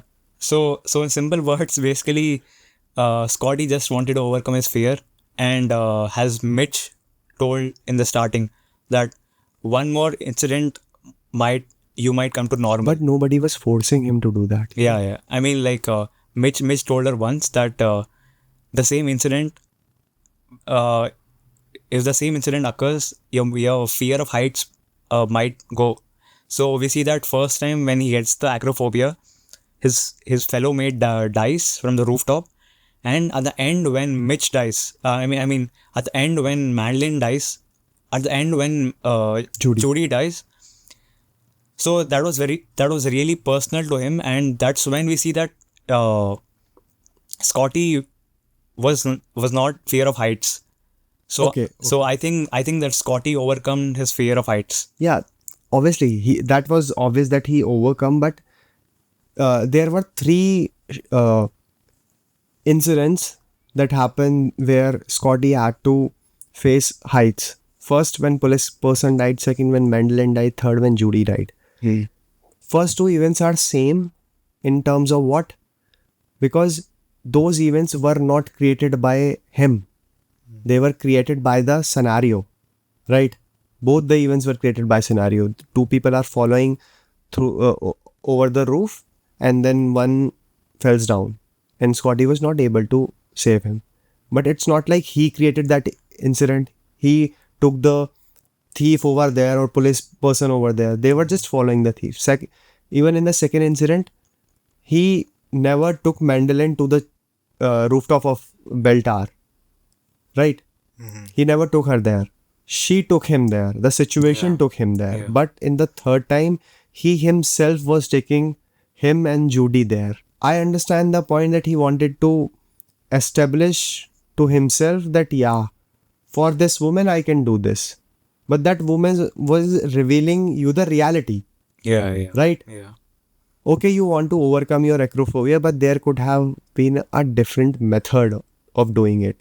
Or the shot would have structured in a way that in something is happening, that he is getting this idea that Judy is going to die because of my acrophobia, and then he saves her, and then he overcomes the fear. I'm just talking about the storyline. How he achieved the shots, the scenes, the suspense, and the thriller is what Alfred Hitchcock is known for. I'm just saying, if he just wanted to overcome his fear, that was the only way to show in the movie. Imagine an incident where Gavin realized that Judy is going to rat him out, right?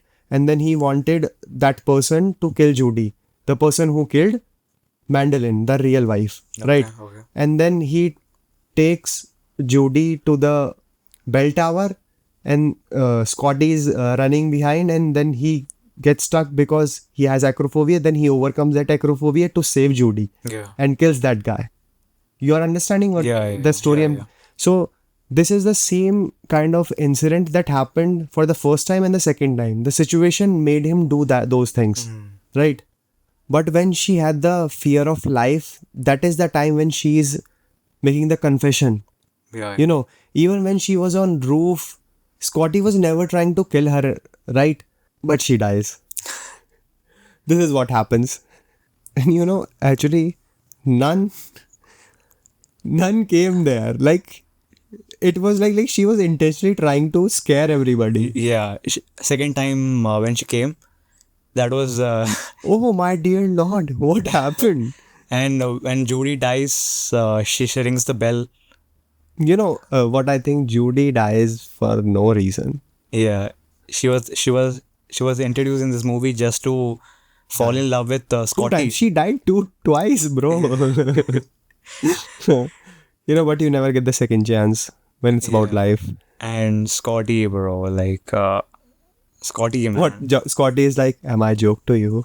And I feel Scotty. I feel bad for Scotty because there's a famous quote that says that a man never gets the true love. Are you talking about yourself? And I'm also curious about the feeling he was feeling when he was standing on the edge of the bell tower. Yeah, I just want to know what he was feeling at that time. we can just have some theories that Scotty might be feeling relieved. His fear is gone, and other hand, he lost his love. Exactly. Like you have to give something. So that right? scene was structured in the way that Scotty received something and he overcomes his fear Yeah. in the he received something good and at the cost of his love. cost of his love. You have to give something to get something. Yeah. So yeah, I feel you, bro, Scotty. We are with you, man. Yeah. So yeah, I guess guys, these are our theories, right? If you have theories like that, if you think like that, you can reach us. You can Comment there. yeah, you can tell us like how much we can be right, how much we can be wrong for these, because we are not discussing like anything right or wrong, because the director has his vision and we both have our vision. Yeah, we're just sharing our thoughts and what we felt. It was never about the right thing or wrong thing. It's just our observation that we feel. Yeah. Hope you like our discussion. The Birds is notable for its unique and airy premises, as well as its innovative use of visual and audio effects to create tension and terror. It marked a departure for traditional horror elements relying on natural phenomena to create fear.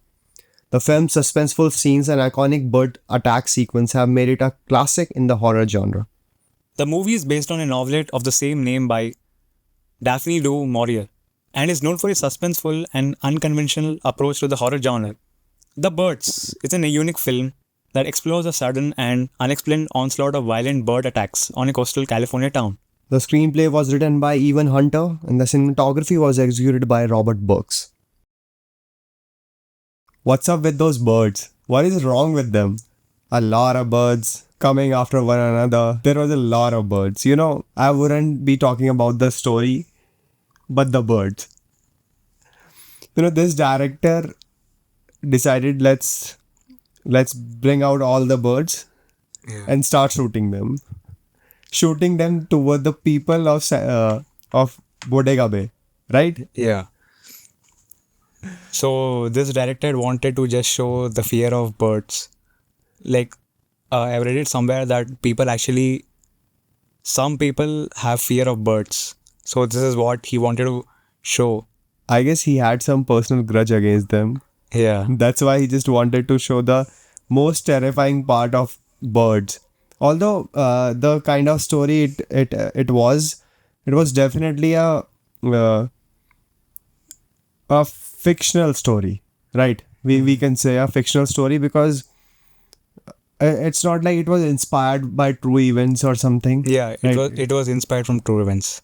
Like during an interview. It was inspired from true events. Yeah. So there's a news where San Francisco or I don't know which place, there were a lot of seagulls were attacking local citizens. That's the only part, that news, and he made the whole movie out of it. Events like that happens. Yeah. Yeah, you can say, it's not like I wouldn't say that bird never attacked a person. Obviously, it would have. Yeah. at some point.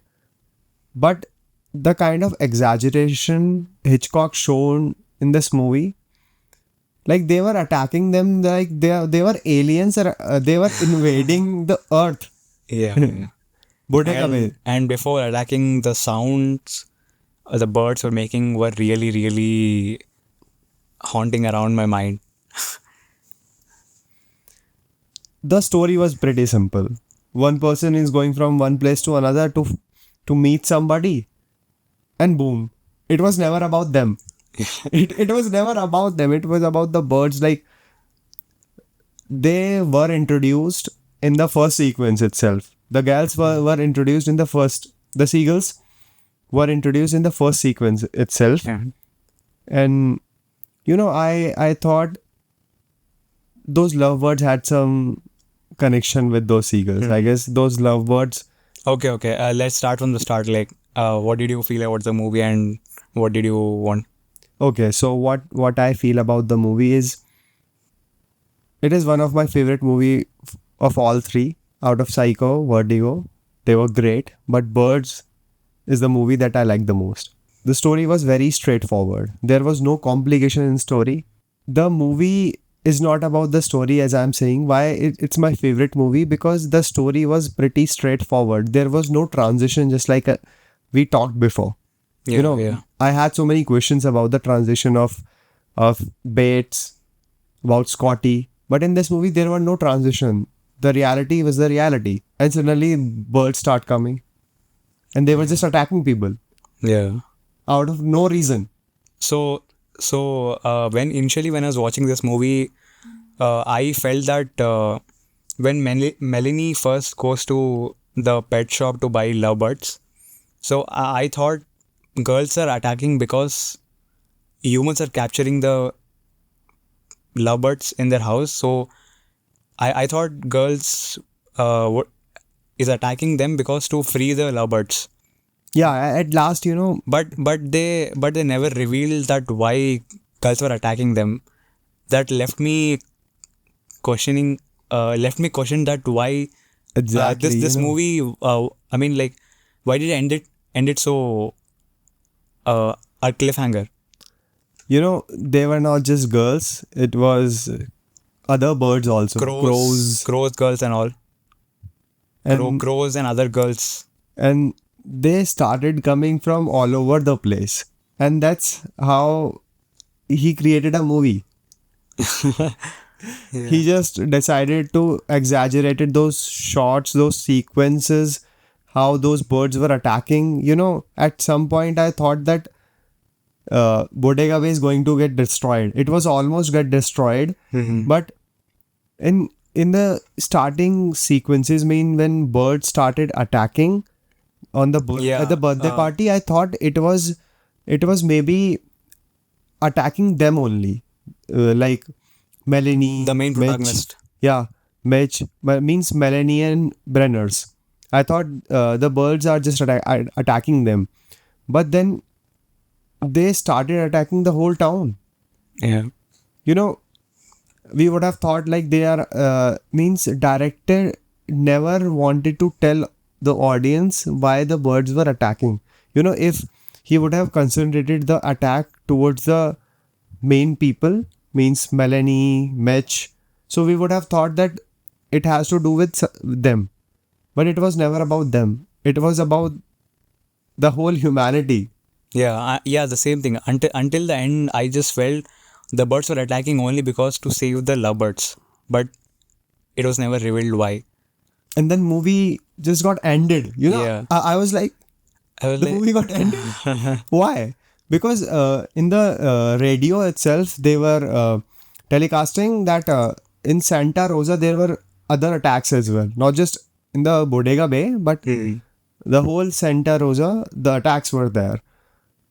Just like they were attacking like on all over the humanity. Like there is no reason, means we can talk about the shots, the sequence, like there has to be a reason why it was happening. Means those sequences, the school sequence when birds were attacking those kids, it was terrifying.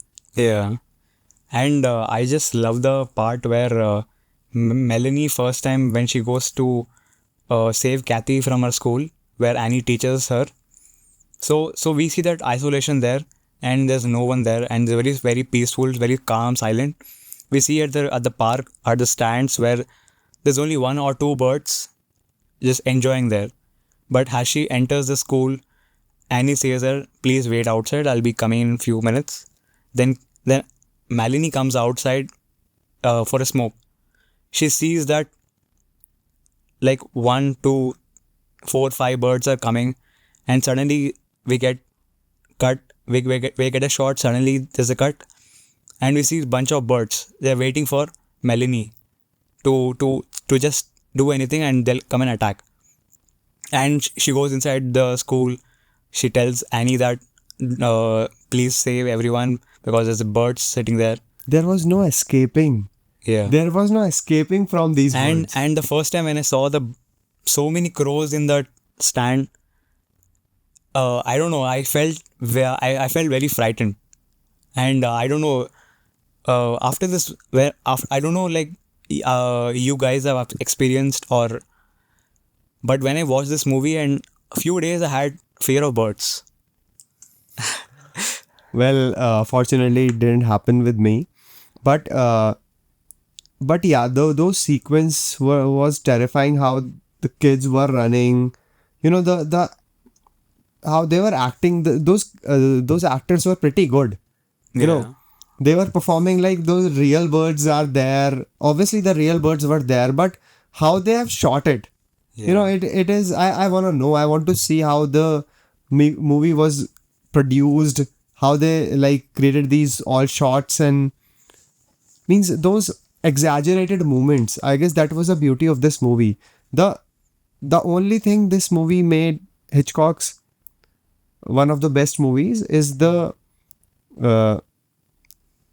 suspense and the thriller. Actually, those terrifying moments that were created in the bird sequence. Whether it was about the town, whether it was about the students, whether it was about the party, birthday party, and every single time when birds were attacking, whether it was the first attack on Melanie or the last attack on Melanie, the intensity was increasing every single time. Yeah. The attack started from Melanie, ended on Melanie, and both the times she survived.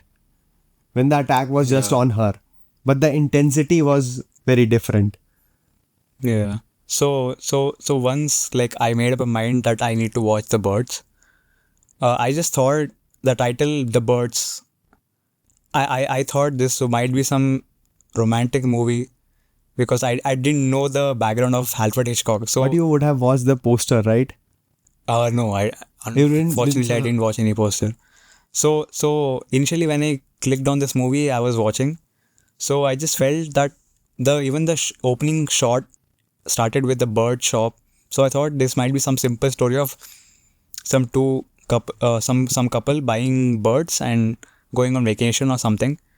But when she buys the birds, the lovebirds, she goes to meet Mitch on her farmland because she wanted to attend Kathy's birthday party, and that's the first time when we see that seagulls are being introduced in the frame, where first time girls attack Melanie, leaving her damaged.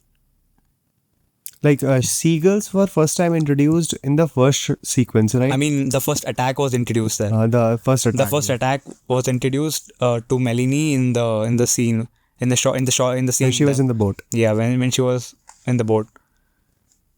So yeah, so that was a scene where I started getting a little more exciting for the movie, because I just thought that this is the starting part and things are gonna get serious after this. Now when I'm recalling all this, everything that happened in this movie was unexpected. Yeah. Means audience could have never thought that something like this is going to happen. The kind of personality Melanie had, you would have never expected that she is going by a boat, right? And then some bird is going to damage her. Like, you could have never expected the kind of character, the kind of story was going till then. You would have never expected, like, why would a bird, what is the significance of that? It was very unexpected. Yeah. Yeah, the story's beauty till- is about yeah. unexpectation, actually. Yeah. Like, nobody's expecting it, how the birds are attacking. You know, we could have stopped thinking about birds even after the birthday party attack. We could have. When those guys were talking in bar, like, they were just proving Melanie wrong. They were trying to proving Melanie wrong. Right? People were trying to convince each other, like, no, this is right or this is wrong, or that old lady who was so pretty damn sure about the birds, Mrs. and then she Bundy. got scared, right? I hated that woman, you know. Yeah. I really hated that woman. Mrs. Bundy, dude. Yeah. She deserved. The ornithologist, right? Ornithologist, or I would say, Let's not go there. yeah. So at that time, everybody, even in the people in the town, they never expected that like something like that is going to happen, and that happened. And at some point, like, people started assuming that Melanie was the main person that bought the birds over there, and everyone was saying that Melanie is the one. Like, You know, that was the point when even audience were thinking. yeah, even I was thinking, and I was thinking that even basically when the first time when she comes in the boat, when she got attacked, even I thought that she was attacked only because she had lovebirds with them. So yeah, so I thought the girls were attacking because to free the lovebirds. Then the attack slowly happened every time. She goes and meet Annie, like who's basically The Mitch's, hot lady. yeah, the hot chick. I mean the hot bird. Well, the only bird we like. Yeah. So we see that Melanie meets Annie for the first time, and there and she's basically she's supposed to be ex of Mitch. Yeah, there was a past between Annie and Mitch, Yeah. but it never happened because of Mitch's mother. I Yeah. guess Who's very rude and very Lydia, right? Lydia. Yeah, Lydia. She was who Why does- mothers keep coming in between the... it's a crossover episode between Psycho and Yeah. the birds. Well, thank God Mitch didn't become a psycho. Yeah. Thank God Lydia didn't kill Annie. Yeah. Or Mitch. Well, eventually Annie died in the bird sequence. Yeah. School bird And sequence. that's where my heart breaks. Well, let's not go there. But yeah, unexpected events are the beauty of this movie. Yeah. You know, when birds, the last attack on Melanie that happened, the last attack of birds that happened on Melanie, I thought she's going to die, and that was the intention of director, to show us that Melanie is going to die, but it is not going to happen. She is not going to die, Yeah. but you are about to feel like she is going to die. Even I was convinced in the scene that Melanie is gonna Yeah. die for sure because Exactly. she was brutally hurted there. Like she was. And when Annie died, I thought it's going to happen with Melanie also. So I was around about 90% sure, but because, you know, when you show that somebody is going to get saved, so the person who's going to save that person has like more intense actions, right? More to save that person. But when we compare that power with birds, there was no balance. Birds, the intensity of birds was too much, that the actions of Mitch were looking like he is not going to able to save Melanie. But even at that time, Lydia also came forward. I never expected it from Lydia that she is going to help or like empathize with Melanie, but she did, because at some point in the middle of the movie, Melanie did the same thing. when Lydia went to the farm to complain about her chicken, and then she find out the person who sells her the things Yeah. for her chicken, he died because of birds only.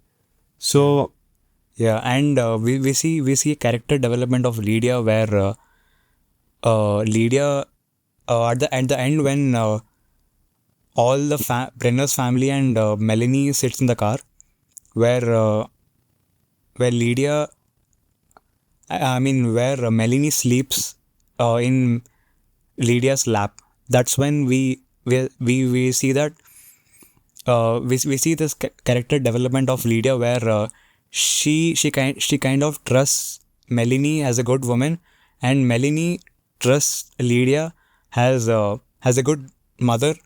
Has Melanie has lost her mother, so she felt that connection of motherhood and daughter motherhood relationship. there was a very strong backstory of every character in this movie. Even if we talk about Lydia, like how affected she was because her husband died, and she was never going to trust anybody like that, even her own son, right? And obviously there was so much disapproval for Melanie, right, because of her past doings, Melanie's past doings, because she was kind of savage woman, I would say, who was not caring about things, and yeah, bad image, I would say, in media. But and there was a backstory of Melanie. You know how structured the backstories were, right? Kind of character Mitch was, the past story of Annie and Mitch. Those things had a significance there. Means even not that much significance, but they were there. Means we wouldn't say that there was no backstory. The whole movie was just about the sequences of the birds. No, there was a backstory there.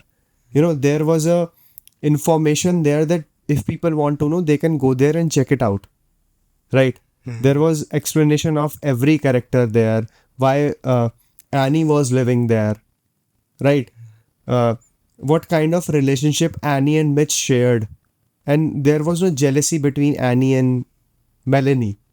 How supportive Annie was. Yeah. Right?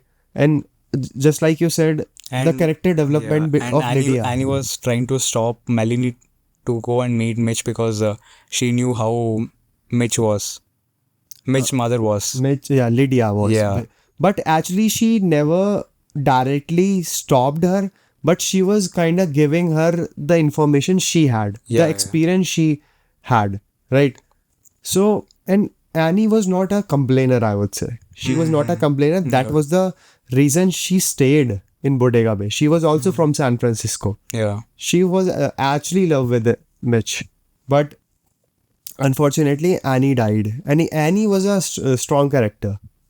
Annie shouldn't have died, but that was the part that made me wonder that Melanie is also going to die. But or even in the last sequence when Kathy says that she wants the lovebirds, I was thinking, why are you taking these birds with you? I guess they are the reason why these girls and all other birds are coming after you. Yeah. When I felt that.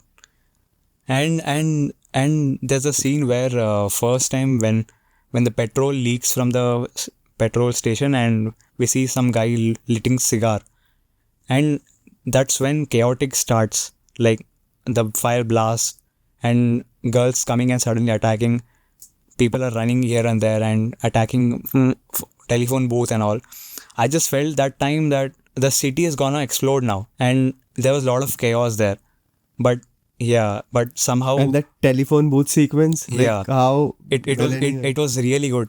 I know, but there's some part it was all CG green screen, and there's some real birds. I just want to know how they shot all this, including CG shots and real birds. in this movie, writing was very strong. Means the exaggeration and how director incorporated those scenes and made those visuals. There is no reason. First thing, he actually vanishes the reason. Don't think about the reason. This is what is happening right now. Yeah, this is just people, one particular people. Chaos is happening. In movies, when chaos is happening, we know the reason what is happening, why the chaos is happening, right? But here we didn't know the chaos. It was just about, it is just happening. People were running from here to there, and how cruelly birds were attacking people. Like they were just about to, like birds were thinking like they are not meant to live. They were just meant to be there to kill those people, right? Yeah, yeah. And yeah, like it was just about that. It was I'm telling you, the expected things. The beauty of this movie are the unexpected events. We can say birds the unexpected event. We can say that. Birds the unexpected event. Yeah.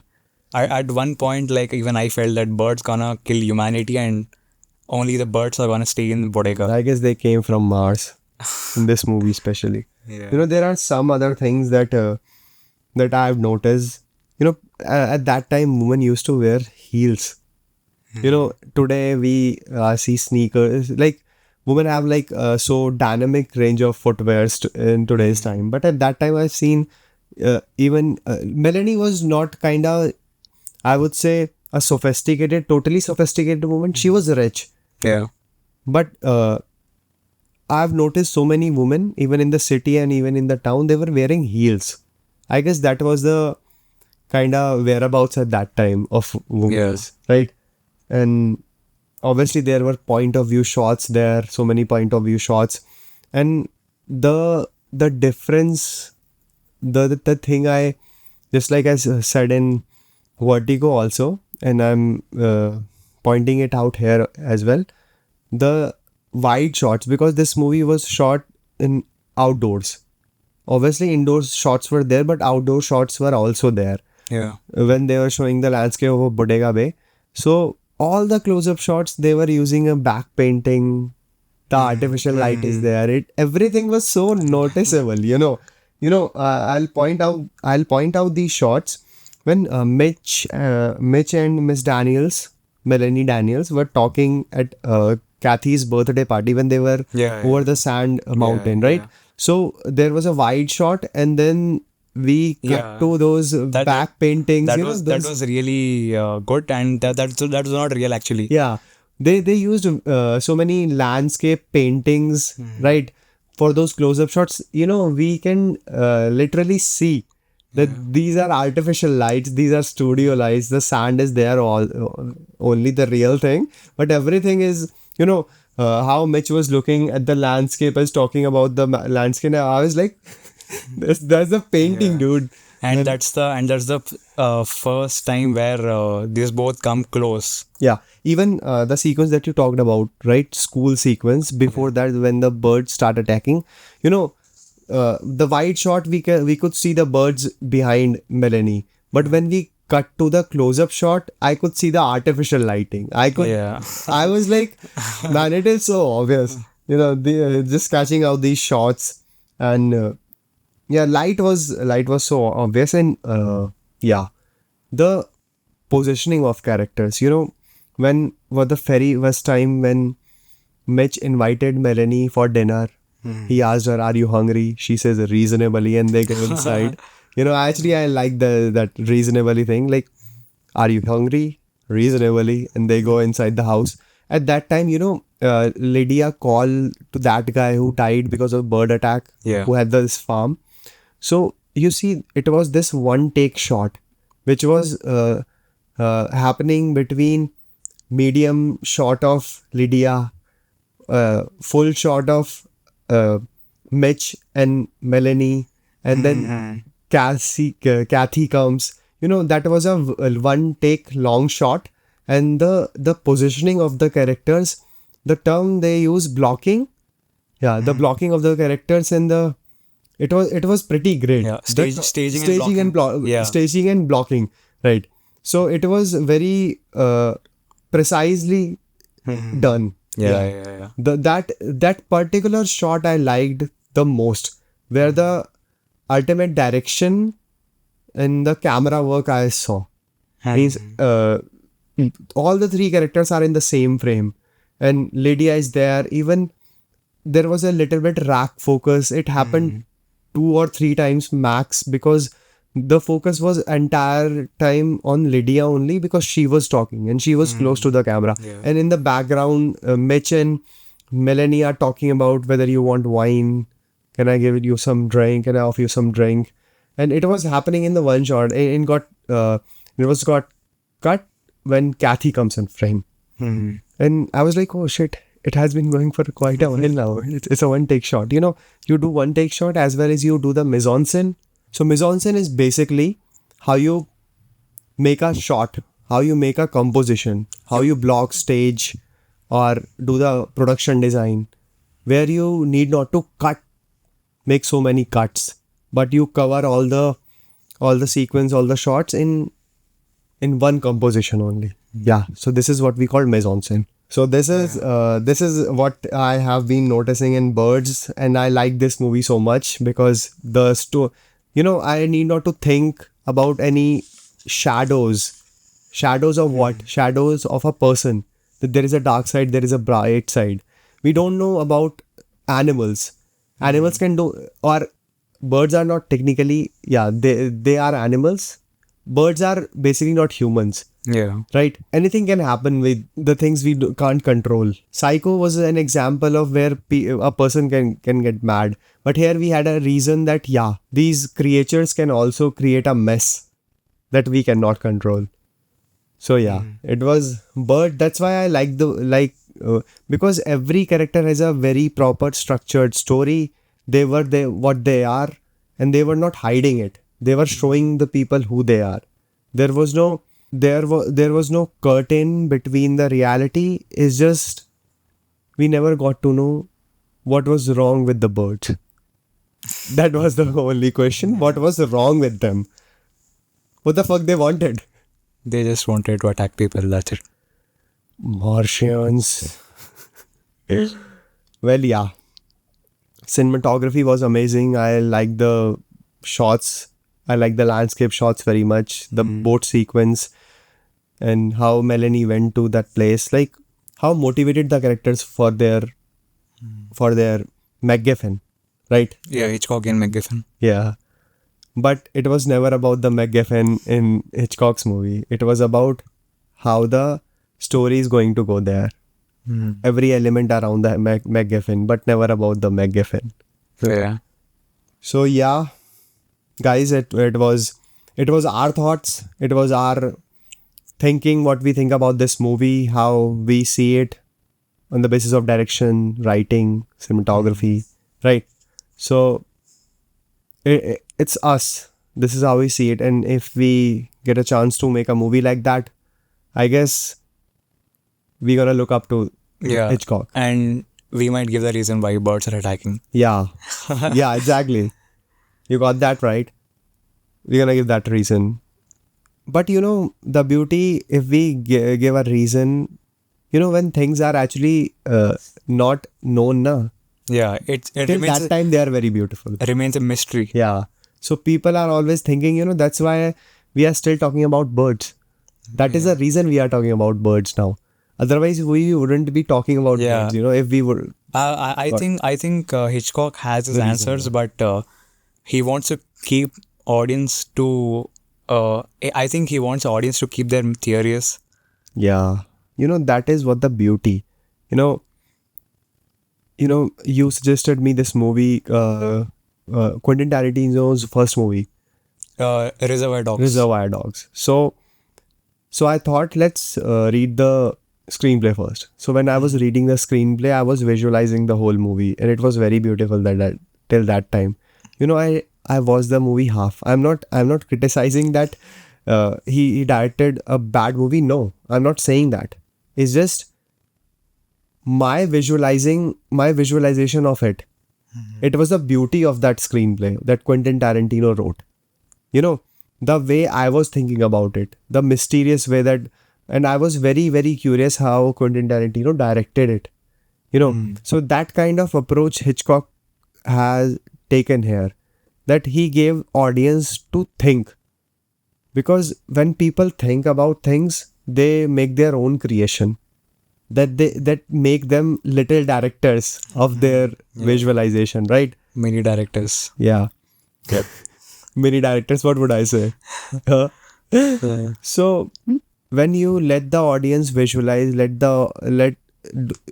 Hitchcock was never a guy who spoon feeds their audience. Yeah. He just let That's the best part of Hitchcock, that he keeps audience to decide what's gonna happen. that's how they are engaging. Actually there is a two-way communication going on there. It's not like you are just giving. You are telling them to think about it. This is what Hitchcock has been doing. It would have been a pleasure to meet this guy. Really, really. Yeah. Not as a fan, no. Not as a fan. As a teacher, as a guide. Yeah, exactly. Or might be an assistant director for his upcoming movies. Yeah, exactly. It's just there to know what actually this guy thinks about things in daily life. Yeah. Why it is so important for him to go to those extents, not to achieve the motivation, just to create the moment. Yeah. This is the guy who lives the moment because he creates it. And because of the creation, he invented techniques like dolly zoom. Yeah. Right? True. So, yeah, it is great. This is, I have only watched dolly zoom as a point of view shot in this movie only. I have seen dolly zoom a lot of ways. It helps us to see how character is looking in that scene, how his body might have been feeling. But a director who creates the visual, the scene, and Hitchcock made us see what the character is seeing. This is what it is. You might feel what the character is feeling, but seeing what the character is seeing. Yeah, that's exception. Yeah. You use, so many people use point of view shots, right? Just like there are many movies which are just made with cameras who are showing point of view shots, right? The whole movie was shot like that. But we were not able to feel it. Obviously, there was technology, but at that time, making that original technique that is being used till now, there was no difference. It was never get updated. It was what it is right now. Yeah. Creating the vertigo effect. So yeah, guys, it was these were our thoughts, and we would like to know your thoughts as well. Tell us what you think about it. It was never about right or wrong. It was about the vision. Everybody has their visions, and we respect those visions. Yeah. Basically, the director had just one incident to be showcased as a film, and he achieved it properly. Yeah. And he created a benchmark that we are still looking up to. If you guys have these kind of visions, these kind of thoughts, we would love to know about it. So, what would be the conclusion? Well, Alfred Hitchcock's influence on filmmaking is immeasurable. He's not only shaped the thriller and suspense genre, but also left a lasting impact on storytelling, cinematography, and the art of filmmaking itself. Hitchcock's films continue to be studied, revered by filmmakers, critics, and cinephiles worldwide. His innovative techniques and storytelling prowess have left an enduring mark on the medium. He received numerous awards and honors throughout his career, including the Irving G. Thalberg Memorial Award, the AFI Life Achievement Award, and a knighthood from Queen Elizabeth II. Alfred Hitchcock films are considered classics, and his legacy as a director and innovator in the world of cinema endures to this day. His ability to create tension and suspense on screen remains a benchmark for filmmakers, and his name is synonymous with the art of cinematic storytelling. And that's a wrap on our journey through the masterpieces of Alfred Hitchcock, the master of suspense. We have unraveled the secrets, dissected the intrigue, and revealed in the mastery of storytelling that Hitchcock brought to the silver screen. We hope you enjoyed this deep dive into Psycho, Vertigo, and the Birds as much we have enjoyed bringing them to life for you. Remember, Hitchcock's legacy lives on not only through his films, but in the thrill of cinema he created. A huge thank to our listeners for joining us today on the Jaftaf show. If you have found our discussion intriguing and engaging, please consider subscribing, leaving a review, and sharing this episode with your fellow cinephiles. Your support means the world to us. Stay tuned for more exciting content as we continue to explore the world of cinema and storytelling. Until next time, we are Jaftafs, and you're listening to The Jaftaf Show. Goodbye, and remember, the suspense never truly ends. It's just waiting for you to press play once more.